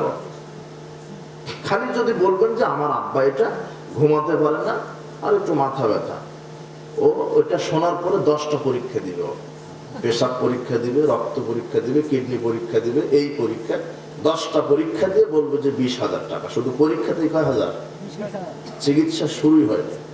এরপরে প্রেসক্রিপশন করবে, প্রেসক্রিপশন করতে গিয়ে এই হারাম করে সিটা ভালো কোম্পানির ওষুধ লিখবে না, এই লিখবে হলো ওই কোম্পানির ওষুধ যে কোম্পানিকে ঘুষ দিয়েছে। কথা বলতে নেব না, এটা মরা মানুষকে শিশু আইসিইউতে রেখে 3 দিন 5 দিন রেখে 5 লক্ষ টাকা আদায় করে এই কষায়। তোমার বাপ মারা গেছে 3 দিন আগে, বলছে না সমস্যা নেই, চিকিৎসা হচ্ছে। কথা বুঝেছেন? এখন মানুষ হসপিটালে যাওয়ার কথা শুনলে রোগ আরো বেশি হয়ে যায়, টাকা পাবে কোথায়? সব এক একটা কষায়, সব জায়গাতে চিটার বাটপার, হারাম করে। এ কিন্তু হসপিটালের সাথে মসজিদ নির্মাণ করেছে, এক ওয়াক্ত ফাঁকি দেয় না, কিন্তু ঠিকই কষাইগিরি করে। কথা বুঝেননি? মসজিদ ভর্তি থাকবে মুসল্লি, ভিতরে কি থাকবে না? ঈমান থাকবে। সব চিটার বাটপার, সুদ, হারাম। সমাজে সুদ ছেয়ে গেছে। আল্লাহ সুবহানাহু ওয়া তাআলা বলছেন, ইয়া আইয়ুহাল্লাযীনা আমানু লা তাকুলুর রিবা, হে বিশ্বাসীগণ তোমরা সুদ ভক্ষণ করো না। আজকে সবাই সমাজে হালালখোর আছে বলে এটা আমার বিশ্বাস হয় না, 2-1 থাকতে পারে, সব হারামখোর। কেউ কেউ বিড়ি সিগারেট খোর, কেউ ঘুষখোর, কেউ সুর, কেউ দুর্নীতিবাজ, কেউ বা সুদের সাথে জড়িত। সবাই ব্যাংক থেকে লোন নিয়ে গাড়ি করে, বাড়ি করে, ব্যাংক থেকে লোন নিয়ে ফ্রিজ কিনে, ব্যাংক থেকে লোন নিয়ে মোটরসাইকেল কিনছে, ব্যাংক থেকে লোন নিয়ে মুদির দোকান দেয়, ব্যাংক থেকে লোন নিয়ে জুতার শোরুম দিচ্ছে, ব্যাংক থেকে লোন নিয়ে পানের দোকানও দেয়। কথা বলছে কি, ব্যাংকের লোন কি জাকাতের টাকা? কিসের? সুদ, হারাম, সব হারাম। আর আপনার এইদিকে জমি কট আছে, তাই না? ওটা তো আমি জানি, আমারই তো এলাকা।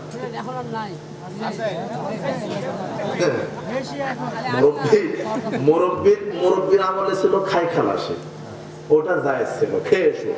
আর এখন হয়েছে কি, কট। মানে আমি আপনার জমি 1 বিঘা নেব 2 লক্ষ টাকা দিয়ে, যতদিন টাকা ফেরত না দিবে আমি খেতেই থাকবো। এটা হলো অরিজিনাল সুদ, এটা হারাম। ওই জমিনে ধান চাষ করে ওই চাউল দিয়ে ভাত রান্না করে ভাত খেয়ে তাহাজ্জুদে দাঁড়ালে তাহাজ্জুদ কবুল হবে না। প্রশ্ন, হারাম, এগুলো একটা জাহেলিয়াত। তাহলে হারাম জাহেলিয়াত, সুদ ঘুষ দুর্নীতি জাহেলিয়াত, গান বাজনা জাহেলিয়াত, গান বাজনা শ্রবণ করে, গান বাজনা জাহেলিয়াত। জাহেলিয়াত থেকে ফিরে আসবেন। বলছিলাম যে সমাজে জাহেলিয়াতের কুপ্রভাব। আল্লাহ সুবহানাহু ওয়া তাআলা বলছেন, ওয়া মা ইউমিনু আকসারুহুম বিল্লাহি ইল্লা ওয়া হুম মুশরিকুন। অধিকাংশ মানুষ ঈমান আনার পরও মুশরিক। ঈমান আনার পরও কি? মুশরিক। আর ঈমানও আনে, আল্লাহর সাথে শিরকও করে, শরীকও করে। শিরক মানে আল্লাহর সমকক্ষ কাউকে মনে করা। রূপ ভালো করতে পারে কে? কিন্তু আপনি তাবিজ ঝুলালেন, রূপ ভালো হবে এই আশায়, অথচ তাবিজ ঝুলানো শিরক। তাবিজ ঝুলানো কি? শিরক। উকবা ইবনে আমির রাদিয়াল্লাহু আনহু বলছেন, রাসূল সাল্লাল্লাহু আলাইহি ওয়াসাল্লামের কাছে 10 জন ব্যক্তি আসলেন, ইসলাম কবুল করবেন বলে। আকবালা ইলাইহি রাহাতুন ইলান নবী সাল্লাল্লাহু আলাইহি ওয়াসাল্লাম, 10 জন ব্যক্তি আসছে রাসূলের কাছে। ফাবায়া তিসআতান ওয়ামসাকান ওয়াহিদিন, রাসূল সাল্লাল্লাহু আলাইহি ওয়াসাল্লাম 9 জনকে ইসলাম কবুল করালেন আর একজনকে ছেড়ে দিলেন, ইসলাম কবুল করালেন না। সাহাবাগণ বলছেন, ইয়া রাসূলুল্লাহ বায়াতা তিসআতান ওয়া তারাকতাহা, আপনি 9 জনকে বায়াত দিলেন আর এই একজনকে ইসলাম কবুল করালেন না কেন? তখন তিনি বললেন, ইন্না আলাইহি তামিমা, এর শরীরের ভিতরে তাবিজ আছে। কি আছে? তাবিজ। ফাখালা ইয়াদাহু ফাকাতাহা, লোকটি শরীরের ভিতরে হাত ঢুকিয়ে তাবিজ ছিঁড়ে ফেলে দিলেন। ফাবায়াহু, রাসূল সাল্লাল্লাহু আলাইহি ওয়াসাল্লাম তখন ইসলাম তাকে কবুল করিয়ে দিলেন। তাবিজ থাকা অবস্থায় সে মুসলমানই হতে পারল না, চিন্তা করেছেন? আর আপনি তাবিজ হাতে বা গলায় কোমরে নিয়ে আপনি তাহাজ্জুদে দাঁড়িয়ে থাকেন, তাই না? মসজিদের ইমাম ও ইমামতিও করে, তাবিজও বিক্রি করে, বলে মুশরিক, ওর পিছনে সালাত হবে না। যে তাবিজের ব্যবসা করে ওর পিছনে সালাত হবে না। যার আকীদার ভিতরে শিরক আছে, যে বলে নবী মারা যাননি, জীবিত আছেন, হলো মুশরিক। যে বলে আল্লাহ একাই গায়েব জানে না, নবীও গায়েব জানে, হলো মুশরিক। যে বলে আল্লাহ নিরাকার, হলো মুশরিক। যে বলে আল্লাহ সর্বত্র সত্তাগত বিরাজমান, এ হলো মুশরিক। যে বলে পীর কবরে জীবিত আছে, সে গায়েব জানে, পীরের মাজারে খানকায় দরগায় মানত করলে বালা মুসিবত কেটে যায়, এ হলো মুশরিক। এর পিছনে সালাত হবে শিরক। কবর পূজার শিরক, মাজার পূজার শিরক, খানকা পূজার শিরক, পীর পূজার শিরক। ওলিয়া উলিয়া গাউস কুতুব, জীবিত পীর হোক মরা পীর হোক, কারো আকীদায় যদি এটা থাকে যে মাজারে মানত করলে গরু খাসি মানত করলে বালা মুসিবত কেটে যায়, কবরে সেজদা দিলে পীরকে খুশি করার জন্য, মাজারে টাকা দিলে পীরের আস্তানায় মানত করলে বালা মুসিবত দূর হয়, বিপদ কেটে যায়, এই আকীদা শিরক। আমার বালা মুসিবত দিতেও পারে আল্লাহ, বালা মুসিবত থেকে বাঁচিয়ে দিতে পারে না। আমাকে সন্তান দিতে পারে আল্লাহ, নাও দিতে পারে আল্লাহ।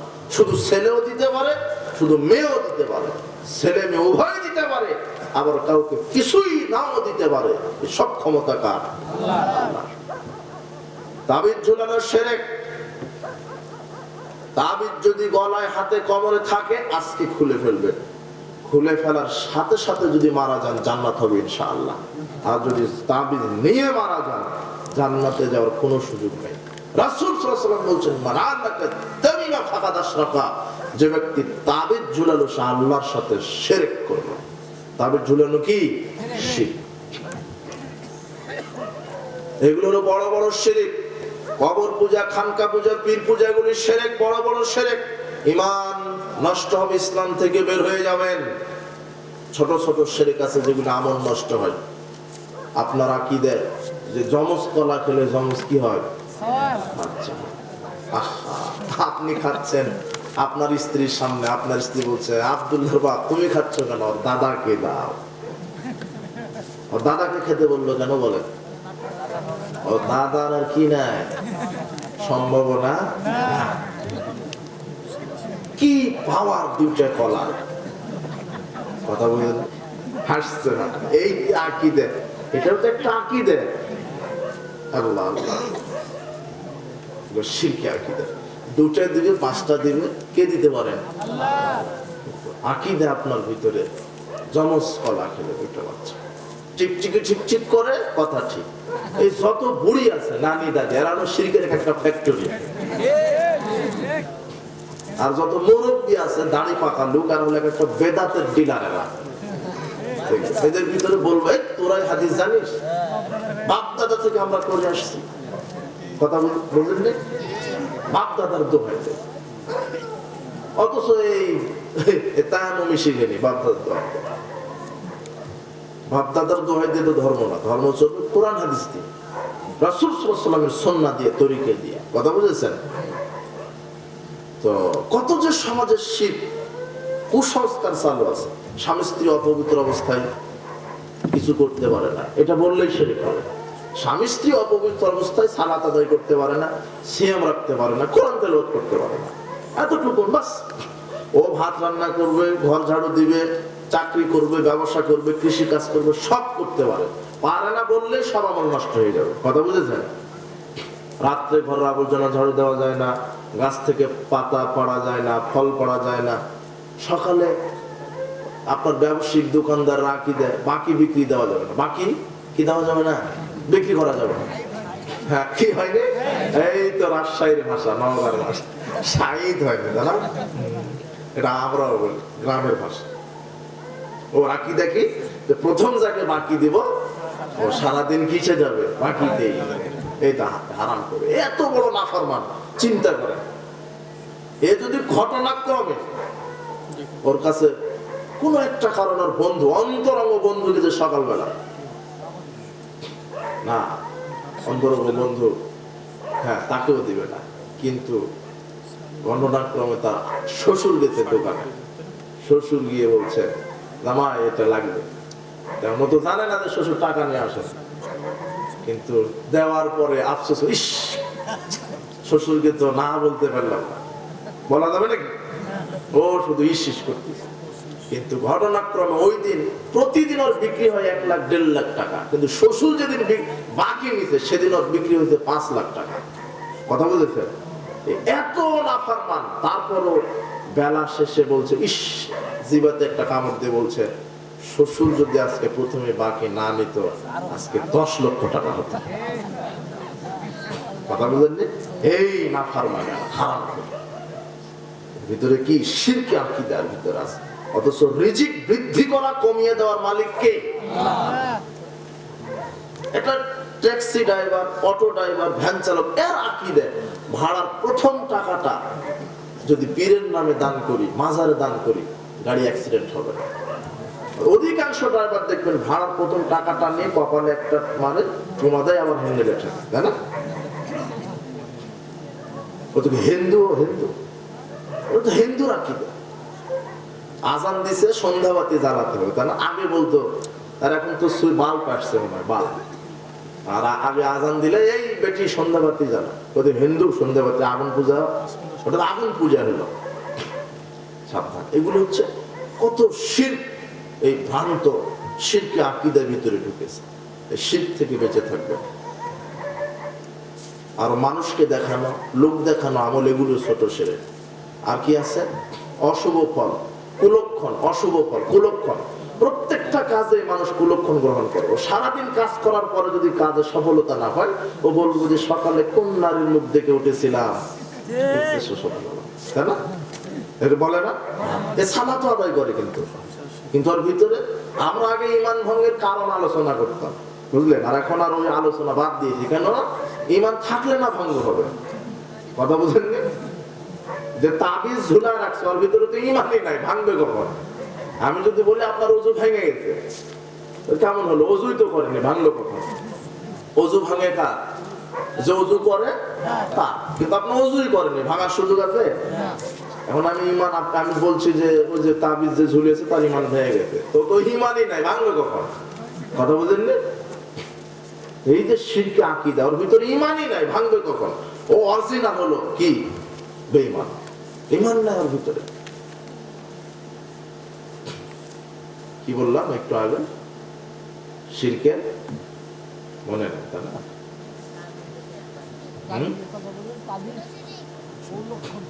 হ্যাঁ, কুলক্ষণের কথা বললাম। যে কোন নারীর মুখ দেখে উঠেছে, উদ্দেশ্য সফল, পিছন থেকে ডাকলে যাত্রা শুভ হয়, তাই না?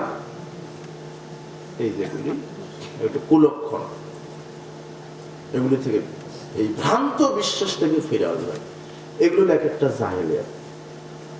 জাহেলিয়াতের যুগের লোকেরা এগুলি বিশ্বাস করত, তাহলে এগুলো থেকে ফিরে আসবে। কবর পূজা, মূর্তি পূজা তারা করত। সৎ ব্যক্তিরা যখন মারা যেত তখন তাদের নামে মূর্তি তৈরি করত। আর এখনকার যুগের সৎ ব্যক্তিরা মারা গেলে মাজার তৈরি করে। ঘটনা কিন্তু এক। কথা বুঝেননি? ওরা মূর্তির উসিলায় আল্লাহর নৈকট্য তালাশ করত, আর আমরা পীরের উসিলায় আল্লাহর নৈকট্য তালাশ করি। এই মাজার পূজা, কবর পূজা, এগুলি শিরক, এগুলি থেকে বিরত থাকবেন। বলছিলাম সামাজিক জাহেলিয়াত, যখন এই জাহেলিয়াতের ফাঁদে পড়বেন, ঈমানও হারাতে হবে, আমলও নষ্ট হয়ে যাবে, পরিণাম কি হবে? কাজেই জাহেলিয়াত থেকে বিরত থাকবেন। জাহিলিয়াত নিজেকে কবর দিবেন। রাসূল সাল্লাল্লাহু আলাইহি ওয়াসাল্লাম বিদায় হজের ভাষণে বলেছিলেন, আলা কুল্লি শাইইন মিন আমরিল জাহিলিয়াতি তাহতা কদামাইয়া মাওদু। আমি মুহাম্মদ সাল্লাল্লাহু আলাইহি ওয়াসাল্লাম আজকে বিদায় হজের ভাষণে বললাম, যাবতীয় জাহেলি রসম রেওয়াজকে আমি কবর দিলাম। সুদ, ঘুষ, দুর্নীতি, জেনা, ব্যভিচার, গান, বাজনা সবকিছুকে কবর দিলাম। রাসূল সাল্লাল্লাহু আলাইহি ওয়াসাল্লাম জাহেলিয়াতকে কবর দিয়েছেন।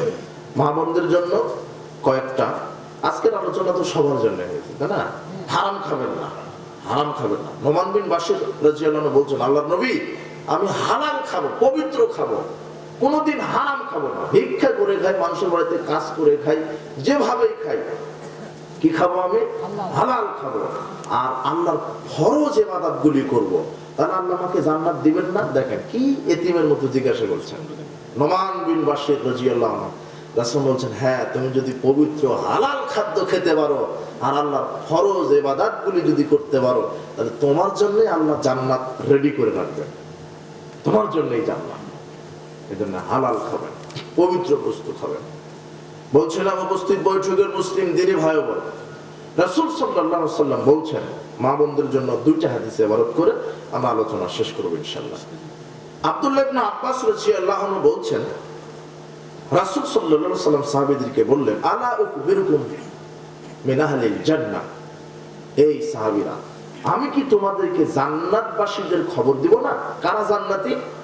তো সাহাবীরা বললেন, কুল্লা বালা ইয়া রাসূলুল্লাহ, হ্যাঁ জি, আপনি বলেন কারা জান্নাতি বলেন। তখন তিনি বললেন, আন-নাবিয়্যু ফিল জান্নাহ, নবীগণ জান্নাত, ওয়াস-সিদ্দীক ফিল জান্নাহ, সিদ্দীকগণ জান্নাত, ওয়াস-শাহীদ ফিল জান্নাহ, শহীদ যারা জান্নাত, ওয়া মাওলুদুন ফিল জান্নাহ, নবজাতক শিশু এরাও জান্নাতি। এইভাবে বলতে বলতে তিনি বললেন, ওয়া নিসাউকুম মিন আহলিল জান্নাতিল ওয়াদুদুল মাওলুদুল আউদু আলা জাওজিহা, ওই নারীরাও বেশি বেশি জান্নাতি যারা স্বামীকে সুখ শান্তি তৃপ্তি দিতে পারে, স্বামীকে বেশি বেশি আদর করতে পারে আর বেশি বেশি সন্তান দিতে পারে, এমন মহিলারাও বেশি বেশি জান্নাতি। সুবহানাল্লাহ তো বললেন, কিন্তু শয়তান বলে দিয়েছে দুইটার বেশি নয়, একটা হলে। আর আপনার মডার্ন স্ত্রী বলছে একটা নেওয়ার পরে বলছে আর পারবো না, কথা বুঝেন না? অথচ এ কত বড় নাফরমান।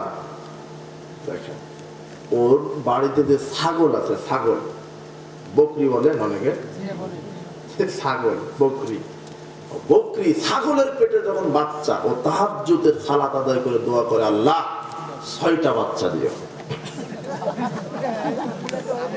কথা বুঝেন না? আর ওর স্ত্রী যখন পেটে বাচ্চা আছে বলছে, আল্লাহ একটা। সুখী পরিবার। কি পরিবার? সুখী পরিবার। তাও পেটে থাকতে নিয়ত করে ও করলে জানোয়ার বানাবে, মানে ইঞ্জিনিয়ার বানাবে, ডাকাত বানাবে। কথা বুঝেননি? আলেম বানাবে নিয়ত কেউ এখন করতে লেগেছে। আলহামদুলিল্লাহ, মানুষ এখন বুঝতে শিখেছে, আলহামদুলিল্লাহ। কিন্তু এটাও বুঝতে হবে, কমপক্ষে 5টা 7টা 8টা সন্তান নিতে হবে, কমপক্ষে, কমপক্ষে প্রত্যেকটা বাড়িতে। আর 10টা যদি হয়, আর আপনি 11, একটা ফুটবল টিম হয়ে গেল। 10টা সন্তান আপনার, 10টা ছেলে।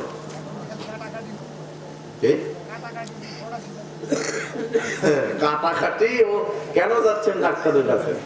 আপনি তদন্ত করেছেন, কোন ডাক্তারের স্ত্রীর সিজার লাগে না, ও আপনি নিয়ে যাচ্ছেন কেন ওর কাছে? ডাক্তারের কাছে নিয়ে যাচ্ছেন, ও এমন একটা ওষুধ দিয়ে দিচ্ছে, হ্যাঁ, কাজ হচ্ছে। ওদের তো ওটা ব্যবসা ওটা। আর ওই দালালদের কিছু এজেন্টই আছে, হ্যাঁ বাবু অমুক ডাক্তারের কাছে নিয়ে যেতে হবে, ও নিয়ে যেতে পারলে ও কিছু বেনিফিট পায়। কথা বুঝেছেন? সাবধান। তো বলছিলাম, বাচ্চা নিতে হবে, সন্তান নিতে হবে বেশি বেশি, দুনিয়াতেও লাভ, পরকালেও লাভ। যার সন্তান বেশি, শক্তি বেশি হবে, টাকা বেশি হবে। 10-11 জন বাপ বেটা যদি লাঠি নিয়ে মাঠে নামে, এটা কোন থানা? এটা মোহনপুর থানা। তো এক আয়াত না, কেউ আসবে নাকি আপনার সামনে? শক্তিতেও বেশি। 10টা সন্তানের মধ্যে 5টা যদি থাকে প্রবাসে, দেশের বাইরে, কানাডা, আমেরিকা, কুয়েত, কাতার, সৌদি আরব, দেখবেন মাস গেলে শুধু টাকা আর টাকা, তাই না? টাকাও বেশি, শক্তি সম্পত্তিও বেশি। আর এই 10টার মধ্যে দুধ খেতে খেতে যদি কেউ মারা যায়, আল্লাহ বারেকে এমন পাওয়ার দিবে বিচারের মাঠে যে পিতা মাতার কাপড় টেনে নিয়ে জান্নাতে চলে যাবে। আপনি নিয়েছেন একটা, বাসে কয়টা মরে কয়টা, আবার একটা নিয়েছেন তা আবার চোখে কম দেখে, কানা খোড়া ল্যাংড়া। আবার নিয়েছেন একটা ধনির দুলাল, কথা বুঝেননি, গাঁজা ছাড়া কিছু খাই না। আর আপনি বলতেও কিছু পারেন না, আরে আমার একটা আদরের ছেলে, কিছু বললেই তো বিষ খাবে। কথা বুঝেননি, কথা বুঝেছেন? হারামখোর। শেষ পরিণতি বৃদ্ধাশ্রম, এটা লিখে রাখেন কপালে। ও তো ধনির দুলাল করেই তো বড় করবেন, একটাই ছেলে, কি লাগবে বেটা, কি চাস তুই, মোটর সাইকেল, গাড়ি নেই, এই সেই টাকা লাগবে 5,000 দিচ্ছেন 10,000, ওই 5,000 দিয়ে হলো পরে বাংলা ইংরেজি কিনে খায়, তদন্ত করে না। কাজেই সন্তান বেশি নিতে হবে। আপনার স্ত্রীকে বুঝান, আজকে গিয়ে বলবেন যে বক্তব্য শুনে আসলাম, অন্তত 6টা নিতে হবে। যদি বলে যে না পারবো না, শুধু বলবেন যে তাহলে আরেকটা বিবাহ করবো, তখন দেখবেন যে না 12টা দিচ্ছি। কথা বুঝে নেব না, স্বামীর ভাগ কাউকে দিবে না। কথা বুঝেছে? আল্লাহ আমাদেরকে সঠিক বুঝার তৌফিক দান করুন। সন্তান নিতে হবে, ঠিক আছে না? ও রিজিকের ফয়সালা উপরে হয়, কোথায়? আল্লাহ। আপনি পরিকল্পনা করছেন, একটা হবে না, পরিকল্পনাকারী কে? আল্লাহ। সন্তান বেশি হলে রিজিকও বেশি। যে সন্তান আসবে সে তার রিজিক নিয়ে আসবে, আপনারটা খাবে না, সে নিজে নিয়ে আসে, এটা আল্লাহ বলছে। মানুষের মৃত্যু মানুষকে যেভাবে খুঁজে, মানুষের রুজি ওভাবে মানুষকে খুঁজে। ও রুজি খুঁজবে, আমরা না বুঝে টাকার পিছনে দৌড়াবো, অথচ টাকা কিন্তু আমাদের পিছনে দৌড়াবে, এটা আল্লাহ বলছে। আল্লাহ সুবহানাহু ওয়া তাআলা আমাদেরকে সঠিক বুঝার তৌফিক দান করুন। জাহেলিয়াত থেকে ফিরে আসবেন, বলছিলাম মা বোনদেরকে যে হাদিসটা দুটো শোনাতে চাইলাম, যে ওই মা বোনেরা বেশি জান্নাতি যারা স্বামীকে কি করে, ভালোবাসে। এই জন্য স্ত্রীকেও সবসময় স্মার্ট থাকতে হবে, সাজসজ্জা করে থাকতে হবে, এবং স্ত্রীও যেন কি বাড়িতে সাজসজ্জা। আশ্চর্য কথা, দেখেন যেই স্বর্ণের গহনা কিনে দিলে, ও স্বর্ণের গহনা পরে পর পুরুষকে দেখাও যায়। ওই বিয়ে বাড়ি কবে হবে, জীবনে কয়টা বিয়ের দাওয়াত পাবে, সেই জন্য সুগেজে সাজিয়ে রেখে দেবে, বিয়ে বাড়িতে যাবে। সুন্দর একটা শাড়ি কিনে দিয়েছেন, ও বিয়ে বাড়িতে যাওয়ার জন্য পড়বে, কিন্তু আপনার সামনে পড়ে থাকে 3 বছর আগেকার ছিঁড়া যেটা, সেটা। কথা বুঝেননি? অথচ একজন নারী সাজসজ্জা করবে শুধু তার স্বামীর জন্য। কার জন্য? স্বামীর জন্য। আর কিছু যুবক বের হয়েছে, কাপুরুষ যুবক, বউকে ল্যাংটা করে সাজিয়ে মোটরসাইকেলের পিছনে নিয়ে, ও মনে করে যে এটা জনগণের সম্পদ। এটা আর তোমার স্ত্রী তো তোমার সম্পদ, ওটা জনগণের সম্পদ কি করে হলো? তুমি মোহর দিয়েছো। অনেক কাপুরুষ আছে, বেতন উঠে অর্ধেক টাকা স্ত্রীর কাছে দিয়ে বলে যাও মার্কেট করে আসে। টাকা দিলেন আপনি খুদা মারে পথ পুরুষ, কথা বুঝেননি? মোহর দিলেন আপনি, পছন্দ করে দেয় দোকানদার, ভাবি এইটা আপনাকে খুব মানাবে, লজ্জাও নেই, শরম নেই। সালাত কিন্তু ঠিকই আদায় করে, দুজনে তাহাজ্জুদ পড়ে, কথা বুঝেননি? কিন্তু বউকে বাজারে দিয়ে পাঠায়। বউ কেন বেগুন কিনতে যাবে, মাছ কিনতে যাবে? আপনি কি মরে গেছেন নাকি? যদি মনে করেন আপনি ঢাকাতে আছেন, আপনার স্ত্রী বাড়িতে আছে, আপনার স্ত্রী আপনাকে ফোন করে বলছেন বেগুন নাই, আলু নাই, লবণ নাই, তখন আপনি বলবেন যে মুড়ি পানিতে ভিজিয়ে খাও, আমি ঢাকা থেকে এসে বেগুন লবণ কিনে দিব, তারপরে তরকারি হবে। কথা বুঝেন নেব না? কথা কি বুঝলেন? মনে থাকে, অন্তত লবণ তো থাকে, তাই না? লবণ না থাকলে শুধু মুড়ি খাবে, ওই ব্যবস্থা করে দিবেন আপনি। আর যদি লবণ থাকে, শুধু বলবে যে লবণ দিয়ে ভাত পান্তা করে খাও, আমি বাসায় গিয়ে মাছ কিনে দিব, তারপরে তরকারি রান্না করো। তোমাকে বাজারে গিয়ে মাছ কিনতে হবে, এর নাম স্বামী। ক্ষমতা থাকলে বিবাহ করতে বলেছেন মুহাম্মদ সাল্লাল্লাহু আলাইহি ওয়াসাল্লাম, ক্ষমতা না থাকলে বিবাহ করা যাবে না। কথা বুঝেছেন? সাবধান। যে স্ত্রী স্বামীকে তৃপ্তি দিতে পারে, ভালোবাসতে পারে, এই স্ত্রীর জন্য জান্নাত খোলা। জান্নাত শুধু খোলা, রাসূল বলছেন ফালতাদখুল মিন আইয়ুন আবওয়াবিল জান্নাতি শাত, ওই স্ত্রীর জন্য আল্লাহ জান্নাতের 8টি দরজা খোলা রেখেছে, যে কোনো দরজা দিয়ে প্রবেশ করতে পারবে। কোন স্ত্রী? যে স্ত্রী স্বামীকে মেনে চলে। কিসের স্বামীকে মানা? বরং উল্টা স্ত্রীকে মানিয়ে চলতে হয় আপনাকে। কথা বুঝেন না? সাবধান। স্ত্রীদেরকে বলবো স্বামীর খেদমত করবে, এবং স্বামীদেরকেও বলছে স্ত্রীকে মূল্যায়ন করবে, স্ত্রীকে ভালোবাসবেন, আদর করবেন। আর স্ত্রী সবসময় রূপ লাবণ্যের প্রশংসা করবেন, কিন্তু কোনোদিন বলবেন না তোমার চামড়া একটু ঘুষ পড়ে যাচ্ছে, তাহলে কিন্তু আর আপনাকে খুশি করতে পারবে না। সবসময় বলবেন তুমি যত দিন যাচ্ছে তুমি তত ডানা কাটা করিয়ে হচ্ছ, তুমি সুন্দর, চেহারা তোমার বেড়ে যাচ্ছে সুন্দর, তখন দেখবেন ও সারা রাত আপনার পা টিপে দিতে রাজি আছে। যে আপনি বলবেন যে চুল পাকা ধরেছে, ওরা কিন্তু বুড়ি হতে চায় না, এটা জানে। আর কোন সময় স্ত্রীর সামনে অন্য কোন করোনারি কি প্রশংসা করবেন না। কথা বুঝেছেন? তাহলে বিপদ। এগুলি বৈশিষ্ট্য। আপনার সবসময় স্ত্রীকে প্রাধান্য দিবেন, স্ত্রীকে, স্ত্রীর পাশে থাকবেন, স্ত্রীর খেদমত করবেন আপনি, তাহলে ওই স্ত্রী আপনার খেদমত করবে। আল্লাহ আমাদের সাংসারিক জীবন মধুময় করার তৌফিক দান করুন। অনেক পরিবারে অশান্তি আছে এরকম, এবং বউ শাশুড়ির কিছু আছে। বউ শাশুড়ি এটা বাংলাদেশের একটা চিরচরিত নীতিতে না। এই জন্য শাশুড়ি যারা আছে তাদেরকে বলবো নিজের ছেলের স্ত্রীকে নিজের মেয়ের মতো মনে করবেন, আর যারা বৌমা তাদেরকে বলবো শাশুড়িকে নিজের মায়ের মতো মনে করবেন, তাহলে ঠিক হয়ে যাবে ইনশাআল্লাহ। বারাকাল্লাহু ফিকুম, জাযাকুমুল্লাহ খায়র। আপনারা বসে আছেন, এটা খুব ভালো লাগছে। আমি তো বক্তব্য দিতে পারি না, শুনলেন? বারাকাল্লাহু ফিকুম। আল্লাহ সুবহানাহু ওয়া তাআলা এই যে জাহেলিয়াত, এই জাহেলিয়াত থেকে আল্লাহ আমাদেরকে হেফাজতে রাখুন, আল্লাহুম্মা আমিন। আজকে ইসলামী জালসায় যত নারী পুরুষ এসেছে সকলের জন্য দোয়া করছি, প্রতিপালক তুমি আমাদেরকে কোরআন এবং সহিহ হাদিসের সঠিক বুঝ দান করো, কোরআন এবং সহিহ হাদিস অনুযায়ী আমাদেরকে চলার তৌফিক দান করো। আল্লাহ তুমি আমাদেরকে দীর্ঘ নেক সুস্থ হায়াত দান করো, এবং দীর্ঘ নেক সুস্থ হায়াতে যেন পবিত্র কোরআন এবং সহিহ হাদিসের ওপরে যেন আমরা থাকতে পারি, আমল করতে পারি, সেই তৌফিক তুমি দান করো। আর মৃত্যুর সময় যেন সঠিক ঈমান নিয়ে কবর যেতে পারে, সেই তৌফিক তুমি দান করো। আর আরেকটি মেসেজ দিই, আপনারা তো জানেন, অবগত আছেন, আমার একটি প্রতিষ্ঠান আছে দারুল হাদিস আস-সালাফিয়া ইসলামিক কমপ্লেক্স, যেটা টাঙ্গাইলের মাটিতে সালাফি মানহাজে একটি প্রতিষ্ঠিত গুরুত্বপূর্ণ প্রতিষ্ঠান, যেখানে হেফজ বিভাগ আছে, নুরানি আছে, নাজেরা আছে, ক্লাস প্লে থেকে নিয়ে ক্লাস 6 পর্যন্ত আছে, কিতাব বিভাগ আছে, যেখানে আরবি, উর্দু, বাংলা, ইংরেজি, জেনারেল এবং ইসলামী শিক্ষা সমন্বয়ক শিক্ষা ব্যবস্থা। আলহামদুলিল্লাহ। তো আপনাদের কাছে শুধু এটা বললাম যে আল্লাহর কাছে দোয়া করবেন, আল্লাহ যেন প্রতিষ্ঠানটি কবুল করে নেন।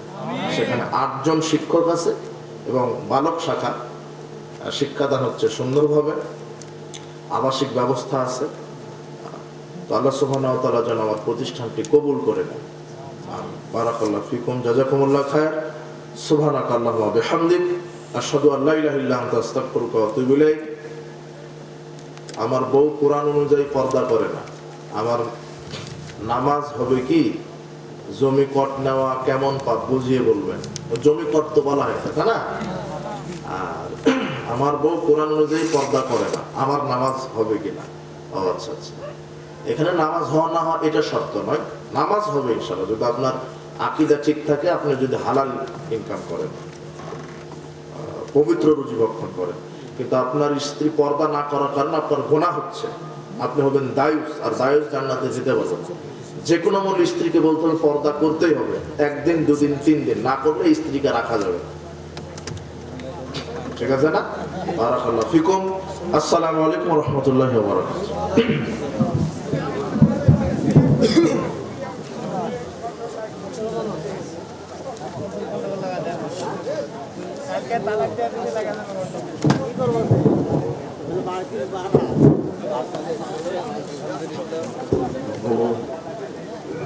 আলহামদুলিল্লাহ, দীর্ঘ সময় ধরে আপনারা কোরআন শরীফ হাদিসের আলোচনা শুনলেন এবং সাক্ষাৎ করলেন।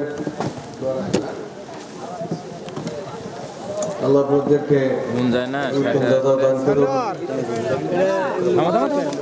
একটি ঘোষণা, আগামী বৃহস্পতিবার কিশোরহাট কেন্দ্রীয় জামে মসজিদে মাগরিব থেকে ঈশা পর্যন্ত তালিমি বৈঠক অনুষ্ঠিত হবে ইনশাআল্লাহ।